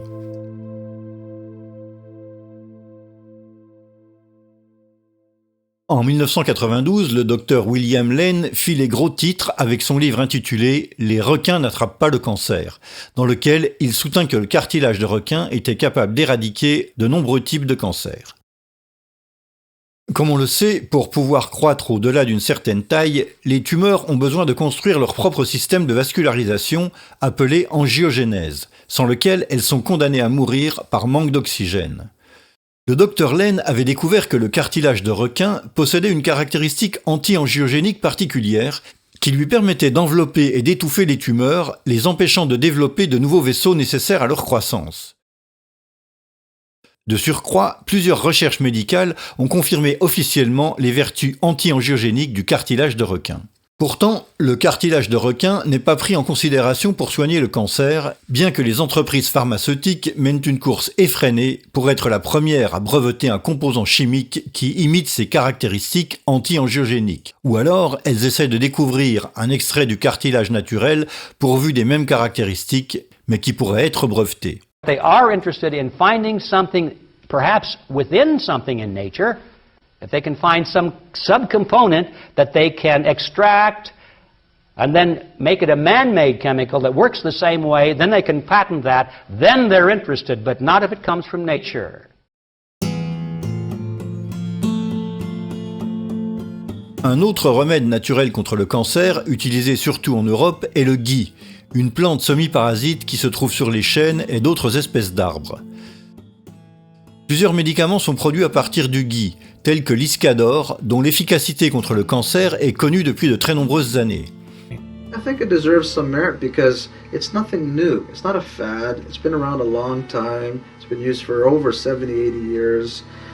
Le scientifique et philosophe autrichien Rudolf Steiner, fondateur de la médecine anthroposophique, indiquait déjà l'usage du gui contre le cancer dans les années 20.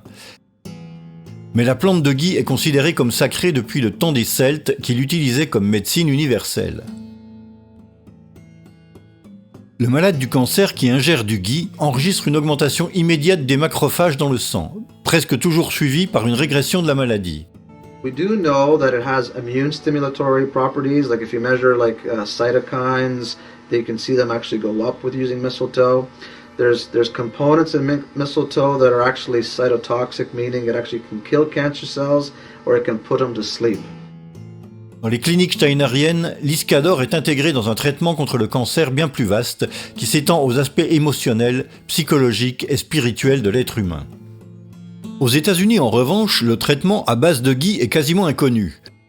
Le système de santé britannique, quant à lui, a tenu à en nier les vertus thérapeutiques en utilisant pour le coup la formule classique de l'efficacité non prouvée. CT has reviewed the evidence relating to mistletoe in the management of breast cancer, and we have found, and I'm one of the people that's looked at the evidence, we've found that there's no convincing supporting evidence. Récemment, l'actrice et écrivaine américaine Susan Somers a annoncé avoir été guérie du cancer du sein grâce à l'iscador. You mentioned cancer. Back in 2001, you, on this program, announced that you had been battling cancer. Most people would just go to the doctor and get chemo. You went a different route. How are you now? Well, I just had my killer cells tested, naturally. That's your immune system. And I've been injecting that Iscador now for 8 years. So I haven't had a cold, I haven't had anything. You don't have cancer? I don't have cancer anymore. On pourrait continuer ainsi pendant des heures à faire l'inventaire des cas historiques dans lesquels un traitement potentiel contre le cancer est tombé dans l'oubli. Du soin à base de vitamine C du lauréat du prix Nobel Linus Pauling, au cré-biosène du Dr Ivy, des soins moléculaires avec le microscope du Dr Riffet, aux toxines du Dr Coley, la dynamique est toujours restée plus ou moins la même. Les médecins sont mis à l'index, catalogués comme charlatans, ignorés ou persécutés sans que leur traitement ne soit jamais soumis à une expérimentation scientifique sérieuse. La dernière personne en date à avoir proposé un remède naturel contre le cancer est le docteur Tullio Simoncini. Tullio Simoncini est un oncologue italien plongé depuis de nombreuses années au cœur d'une forte polémique, car il soutient l'hypothèse selon laquelle la cause du cancer ne serait pas d'ordre génétique, mais serait provoquée par l'agression d'un champignon appelé Candida albicans. Sur la base de cette hypothèse, Simoncini propose de soigner le cancer avec du bicarbonate de soude, et les résultats qu'il a obtenus jusqu'à aujourd'hui semblent très encourageants. What is a fungus? In other words, how do we get this fungus inside our body, or this yeast inside our body? Where do you think all of this starts after your years of research? There is an endemy, a big epidemic pollution, because the fungus is undervalued. But it is undervalued because it is not understood. Le docteur Simoncini a senti le besoin de remettre en cause tout le paradigme du cancer depuis les premiers jours de ses études en oncologie. Son attention fut attirée par le fait qu'en comparant des dizaines d'organes complètement différents les uns des autres, toutes les tumeurs se comportaient de la même manière. Il se mit ainsi à la recherche d'un dénominateur commun qui expliquerait la coloration blanchâtre présente dans la grande majorité des tumeurs examinées. These tumor specimens show the devastating impact the disease can have on the body. This is a liver riddled with cancer. The whitish bubbles are all tumors. If you enter in the body and you reach an organ affected by the cancer, you can see that the lumps are always white. The lumps are white? Lumps are always white. Sometimes it is covered with blood or with the defense reaction. But in every post-mortem examination, scientists find the white lumps, the white masses, that is fungi. This is the pleura. We entered with the camera and look, the pleura should be red, but you can see all the lumps, all the cancer that is white. This is the heartbeat. This is a bronchial cancer. Look, we went into the bronchia. Look, they are white. And then in the colon cancer, this is red because there is a little bit blood. I washed it up. Okay, and now it's white. Now, look. It is always white. Blanc, comme la candida. En latin, Candida albicans signifie blanc éclatant. En soi, la présence de champignons dans les tumeurs n'est évidemment pas une nouveauté dans le monde de la médecine. L'oncologie officielle considère pourtant que cette présence est due à la nature opportuniste du champignon qui parvient à installer ses colonies seulement après l'apparition du cancer. Cette conviction semble toutefois contredite par une observation attentive de ce qui se passe entre les champignons et les êtres vivants, au niveau les plus bas de la hiérarchie animale. Spores from a parasitic fungus called cordyceps have infiltrated this ant's body and mind. As soon as she is discovered by the workers, the ant is taken away and dumped far away from the colony. It seems extreme, but this is the reason why. After a while, the fruiting body of the cordyceps erupts from the ant's head.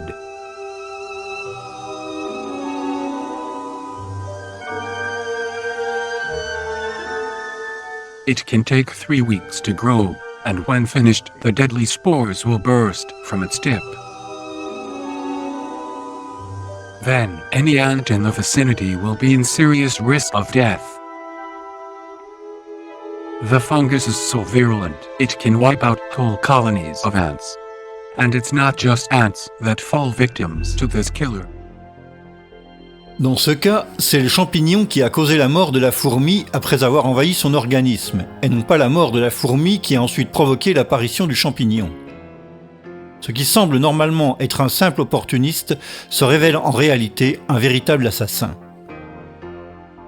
Allora viene il dubbio, non sarà che viene prima debilita l'organismo e poi nel momento in cui la si vede è il momento della massima invasione? Chi ci dice che sia solamente un post hoc? Il fatto che ci sia è un dato di fatto, il fatto che sia un post hoc è un'interpretazione.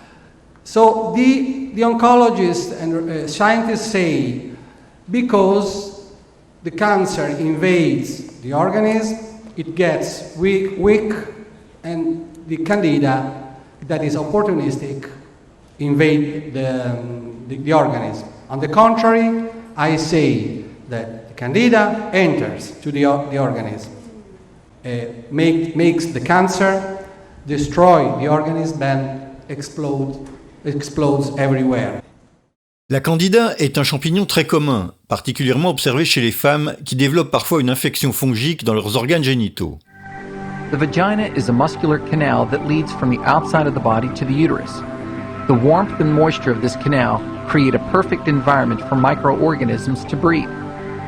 For example, bacteria called lactobacilli, which are naturally present in the vagina, coexist with a yeast fungus called Candida albicans. Normally, the lactobacilli create an acidic environment that keeps the natural yeast population in balance. However, when conditions within the vagina change that either decrease the numbers of lactobacilli or decrease the acidity, these yeast fungi begin to multiply. Normalement, le système immunitaire contrôle sa croissance, l'empêchant d'établir des colonies permanentes. Voici un leucocyte ou globule blanc qui se rend compte de la présence d'un champignon et qui l'enveloppe et l'avale lentement pour le tuer. Si toutefois les défenses immunitaires de l'individu, quelle qu'en soit la raison, sont inférieures à la normale, la candida peut réussir à s'agréger et à se reproduire pratiquement partout dans le corps humain.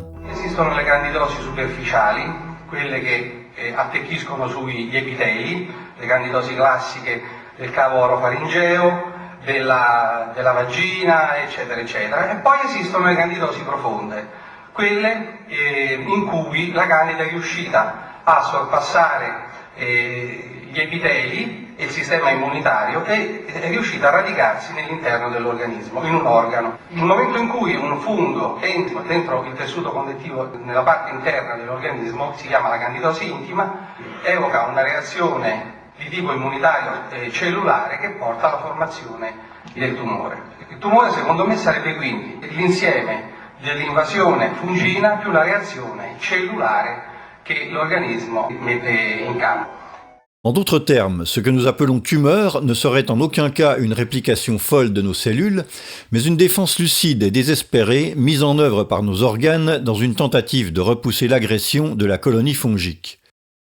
Toujours d'après Simoncini, les métastases ne sont pas des cellules tumorales qui abandonnent l'organe malade pour aller se reproduire ailleurs, mais sont de petits groupes de champignons appartenant à la tumeur primaire qui se retrouvent dans le flux sanguin durant les biopsies ou les opérations chirurgicales. Ces groupes de champignons s'arrêtent à l'endroit le plus opportun et se préparent à tirer avantage d'un organisme déjà affaibli en attente d'établir de nouvelles colonies dès que possible. Une fois ce processus invasif engagé, il devient nécessaire de rétablir au plus vite l'efficacité maximale du système immunitaire. Si à l'inverse on administre à un patient des chimiothérapies, celles-ci ne feront rien d'autre qu'accélérer la destruction de ses défenses immunitaires naturelles, puisque ces composants tuent sans distinction les cellules malades et les cellules saines. Si la chimiothérapie est en effet capable de prolonger l'espérance de vie de quelques mois, elle rend en fait impossible la reconstruction des défenses naturelles de l'organisme, qui de cette façon est destiné à un moment ou à un autre à succomber à l'assaut multiple des colonies fongiques. Pour vérifier cette théorie, Tullio Simoncini songea à combattre le cancer avec le bicarbonate de soude, l'un des pires ennemis naturels des champignons. Sodium bicarbonate is the strongest substance against fungi. It cannot adapt to a salt because it is not a complex substance. That's why the antifungal today's antifungal drugs are ineffective, because the fungi can adapt themselves in 3-4 days. For a fungus, you give an antifungal drug, you can kill the first layer, but the second layer they get used and they eat drugs, chemotherapy, everything. Gennaro San Germano est l'un des premiers patients guéris au bicarbonate par Simoncini. En 1983, il fut diagnostiqué d'un cancer du poumon en phase terminale et on lui annonça qu'il ne lui restait que quelques mois à vivre. En 2006, soit 23 ans plus tard, il donna cette interview. Buonasera. Buonasera, io mi chiamo Massimo. Mi sembra di parlare con una persona molto fortunata, mi sembra di capire, giusto? Sì, molto fortunato, veramente. Perché gli pensi... Molto fortunato, ma grazie a Dio, dottore Simoncini. Ho incontrato con fortuna perché mi aveva detto che mi fa un altro ricovero. Perché la macchia si stava allargando quando sono andato alla visita. E ho detto vieni da me, sono andato con la cura che mi ha dato lui, con grazia di Dio. E ci ha messo, mi diceva la moglie, ci ha messo 8-9 mesi a guarire? Sì, oltre 9 mesi. Però se n'è andato via tutto il tumore? Sì, per grazia di Dio, sì, che hanno ritrovato che è andato via. Non credere, però a me è andato bene. Già è lì, infatti, dice... Ecco, perché mi hanno detto che c'aveva 6-7 mesi di vita addirittura. Lei non ha fatto nessun'altra cura insieme a Simoncini, cioè lei è sicuro che l'ha guarita questa cosa qua? Sì. Non ha fatto nient'altro? La cura di Simoncini altri non sono andati. Adesso solo che qui qualche raffreddore, la febbre, mi danno un altro medico. Vabbè, chiaro, normale. Allora, comunque la cura là me l'ha fatta solo lui. Non ha fatto nient'altro insieme? No. Ho capito. Après ses premiers succès, Simoncini demanda à présenter sa documentation au ministère de la Santé, espérant que sa thérapie serait soumise à des tests cliniques basés sur des protocoles scientifiques légaux. Non seulement il se heurta à un mur de silence, mais il fut de surcroît radié de l'ordre des médecins pour avoir administré aux patients du bicarbonate de soude, indiqua l'exposé des motifs, pratique dépourvue de fondements scientifiques et non exercée en Italie. Des motifs encore difficiles à comprendre, étant donné que l'usage du bicarbonate contre les tumeurs est suggéré par les livres anciens de médecine orientale. Alkali of strong potency should be used in diseases arising from anella, schleusma, meta, cancerous growth and such others which are very difficult to cure. Ce livre a plus de 1000 ans. Tout de suite après, le docteur Simoncini fut la suite d'une campagne de discrédit dans les plus importants médias italiens, où il fut dépeint comme un charlatan et un escroc sans scrupules. Amici di Striscia, oggi vi parleremo di un personaggio che dice di curare i tumori con il bicarbonato. Seguiteci. Buonasera, Jimmy Ghione, Striscia la notizia. Come va? Niente, senta, ma com'è questa storia del bicarbonato? Ci può raccontare com'è che si curano i tumori con il bicarbonato? E ci può raccontare un po' com'è questa storia? Se basta il bicarbonato per curare i tumori. Aspetti che vedi scendo. No, aspetti che ma perché fa così? Par la suite, Simoncini se trouva accusé de la mort de plusieurs patients qui avaient suivi sa thérapie et fut condamné pour l'un des cas à 3 ans pour homicide involontaire. Les médias s'emparèrent immédiatement de la nouvelle et portèrent un coup fatal à sa réputation. Francesco Cognetti, direttore scientifico dell'Istituto Nazionale dei Tumori della Regina Elena di Roma, uno dei più importanti oncologi italiani. No, perché quando parliamo di medicina e anche di cure innovative bisogna stare attenti. Dice quest'uomo, sto Simoncini, è un fungo, il tumore è un fungo e si cura col bicarbonato di sodio. L'impressione immediata di un grande medico. Beh, una tesi bizzarra, voler essere ottimisti, e direi che è pazzesco, non c'è nessuna dimostrazione che ci siano rapporti tra infezioni fungine e neoplasie, né tantomeno che i funghi siano l'unica causa di cancro, come sostenuto dal dottor Simoncini. Possiamo dire con assoluta certezza che il bicarbonato di sodio al tumore purtroppo non gli fa nulla, se no sarebbe stato molto semplice assolutamente affrontarlo. nulla, ma può essere, devo dire, anche pericoloso, perché se somministrato a dosi importanti può determinare squilibri metabolici importantissimi che possono compromettere la funzione renale, la funzione respiratoria, la funzione cardiaca, cerebrale, e quindi è un farmaco che, se somministrato a dosi importanti, può determinare anche la morte. Quando si parla di potere, che cosa significa in pratica? Significa questo, che se uno dice una cosa nuova o grossa, come è successo a me, si attiva all'ordine, uno, mandano i giornalisti che dicono quello che vogliono, attivano denunce false, le magistrature, con cose inesistenti, ma tanto ti mettono il mare in mezzo, e alla fine uno deve remare contrario per dimostrare qualcosa di valido. E questo lo fanno con tutti, perché c'è, secondo me, una mancanza di lungimiranza. Le paradoxe se situe dans le fait que Simoncini n'est pas du tout un médecin alternatif, ou du moins contraire au système, mais il est peut-être le plus allopathique et orthodoxe de tous. La strada per far fuori il fungo dentro, fuori e anche il tumore sia quella di concepire degli antifungini a cascata sequenziale. Il concetto in chemioterapia esiste, le terapie sequenziali fatte a cicli, eccetera, eccetera, perché bisognerebbe scogitare degli antifungini che sono efficaci in un primo momento, come il fungo varia, cambiare l'antifungino in funzione della variazione del fungo e così stargli dietro secondo le variazioni. Però dovrebbero venire in campo le case farmaceutiche in questo momento, perché adesso non capiscono questo grosso affare che c'è sotto. Loro vedono la multinazionale che fa, vede il pericolo dell'azzeramento dei chemioterapi, eccetera, e fa guerra, fa terreno bruciato a tutti. Chi dice qualsiasi cosa gli taglia il collo.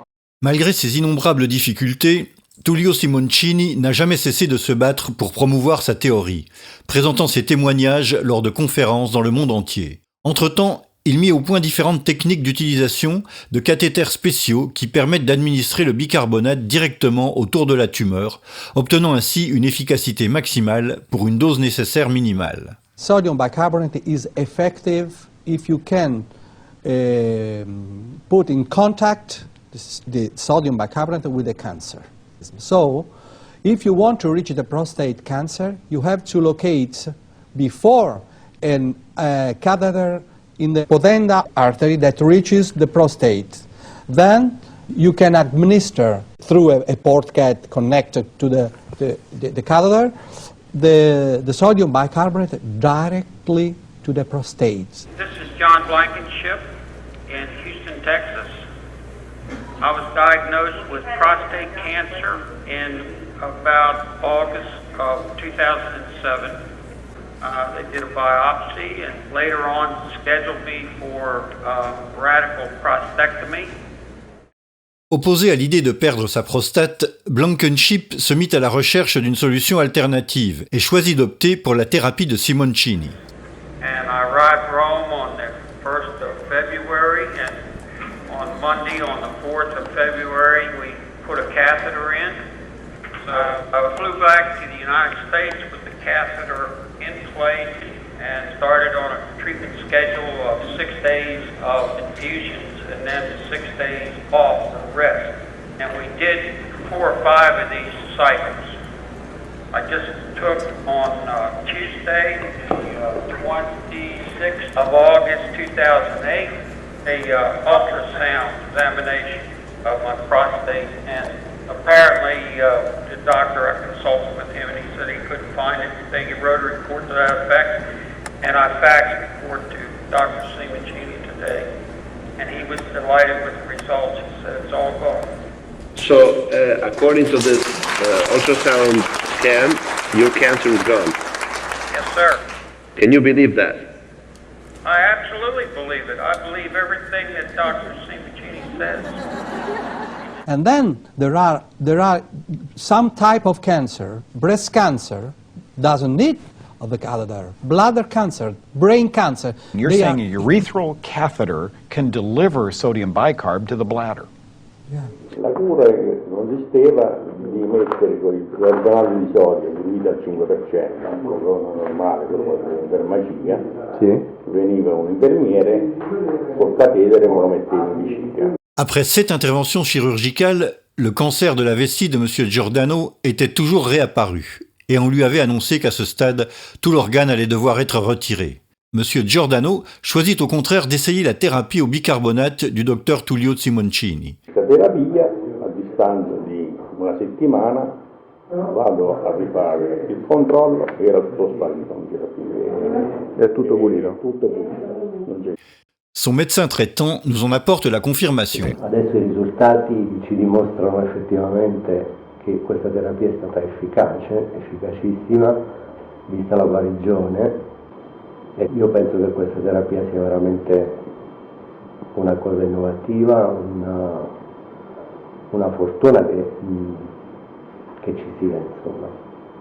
Lei è medico, diciamo, generico? Medico chirurgo, sì, medico di famiglia. Un autre organe relativement facile à atteindre avec la solution de bicarbonate est l'utérus. Nell'ottobre del 2007 mi hanno diagnosticato una displasia nella cervice del collo dell'utero, vale a dire che ho saputo intorno al 27-28 dicembre di avere un carcinoma microinvasivo del collo dell'utero che sarebbe potuto così avrebbe potuto estendersi. No? Les médecins dirent à Sylvia qu'elle aurait dû procéder au plus tôt à l'ablation complète de son utérus avant que la tumeur ne se diffuse dans d'autres parties du corps.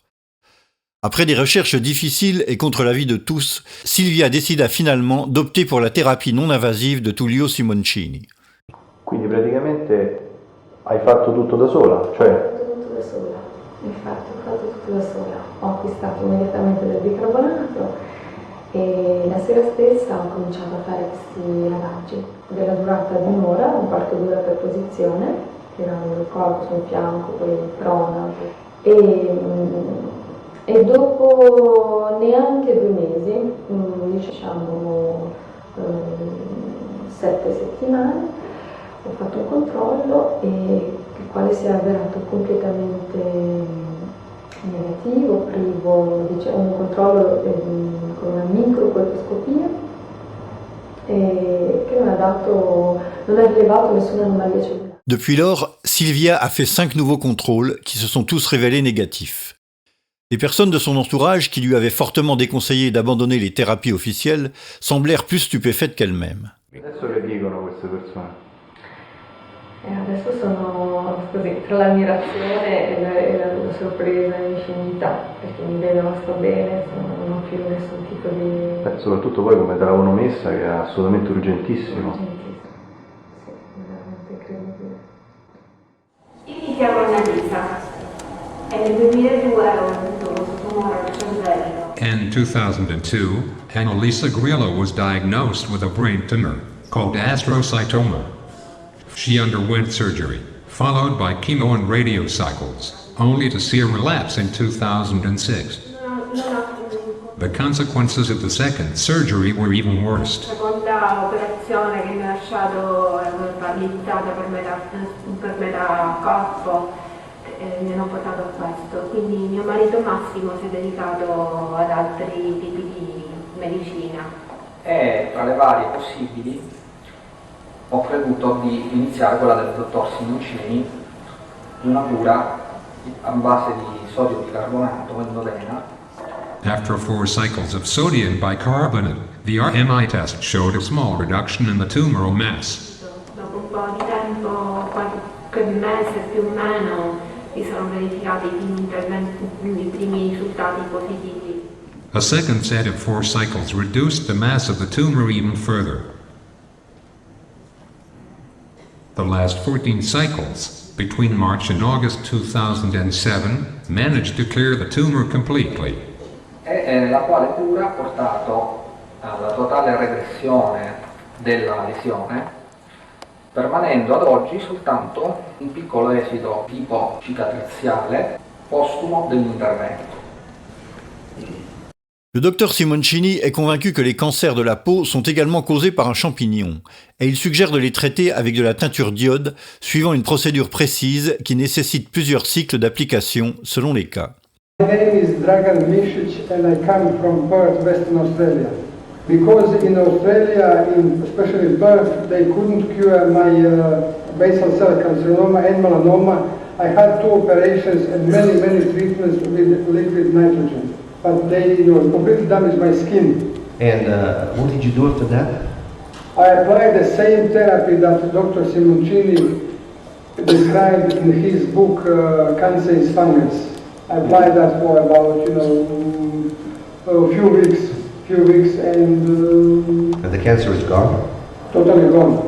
For the first time, I feel, cured and free, and I feel like I got my life back again.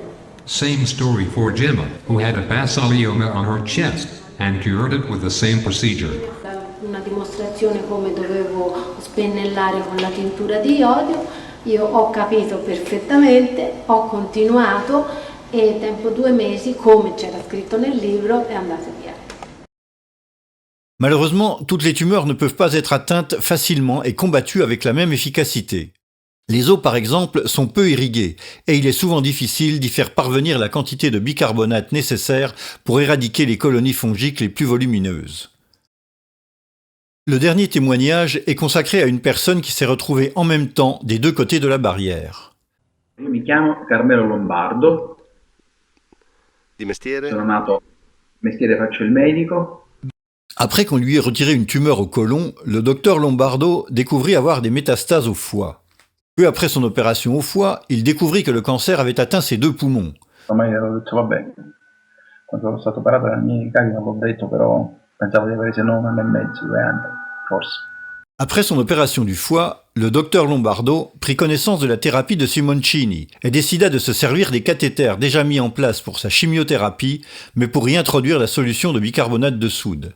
Quindi lei aveva il port per la chemio e invece l'ha usato per infilare il bicarbonato? Sì, il bicarbonato, sì. E il port dove ce l'aveva esattamente? Il port ce l'ho all'altezza della seconda costola, precisamente hanno incannulato la carotide interna e raggiunge la cava superiore.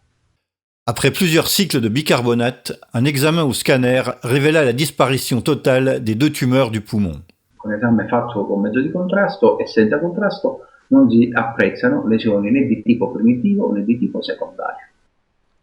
Lei ha un messaggio da dare ai suoi colleghi medici? Di qualcosa? Ai colleghi medici sicuramente, io dico una frase che dico sempre: la verità a volte è davanti alla punta del nostro naso, ma è talmente vicina che non riusciamo a metterla a fuoco, quindi a vederla. Quindi cerchiamo, e poi un'altra cosa, la verità non esiste una verità. La verità non è qualcosa che tu puoi pensare di possedere. La verità è ricerca. La verità la trovi soltanto se ampli i tuoi orizzonti, se allarghi il tuo modo di vedere.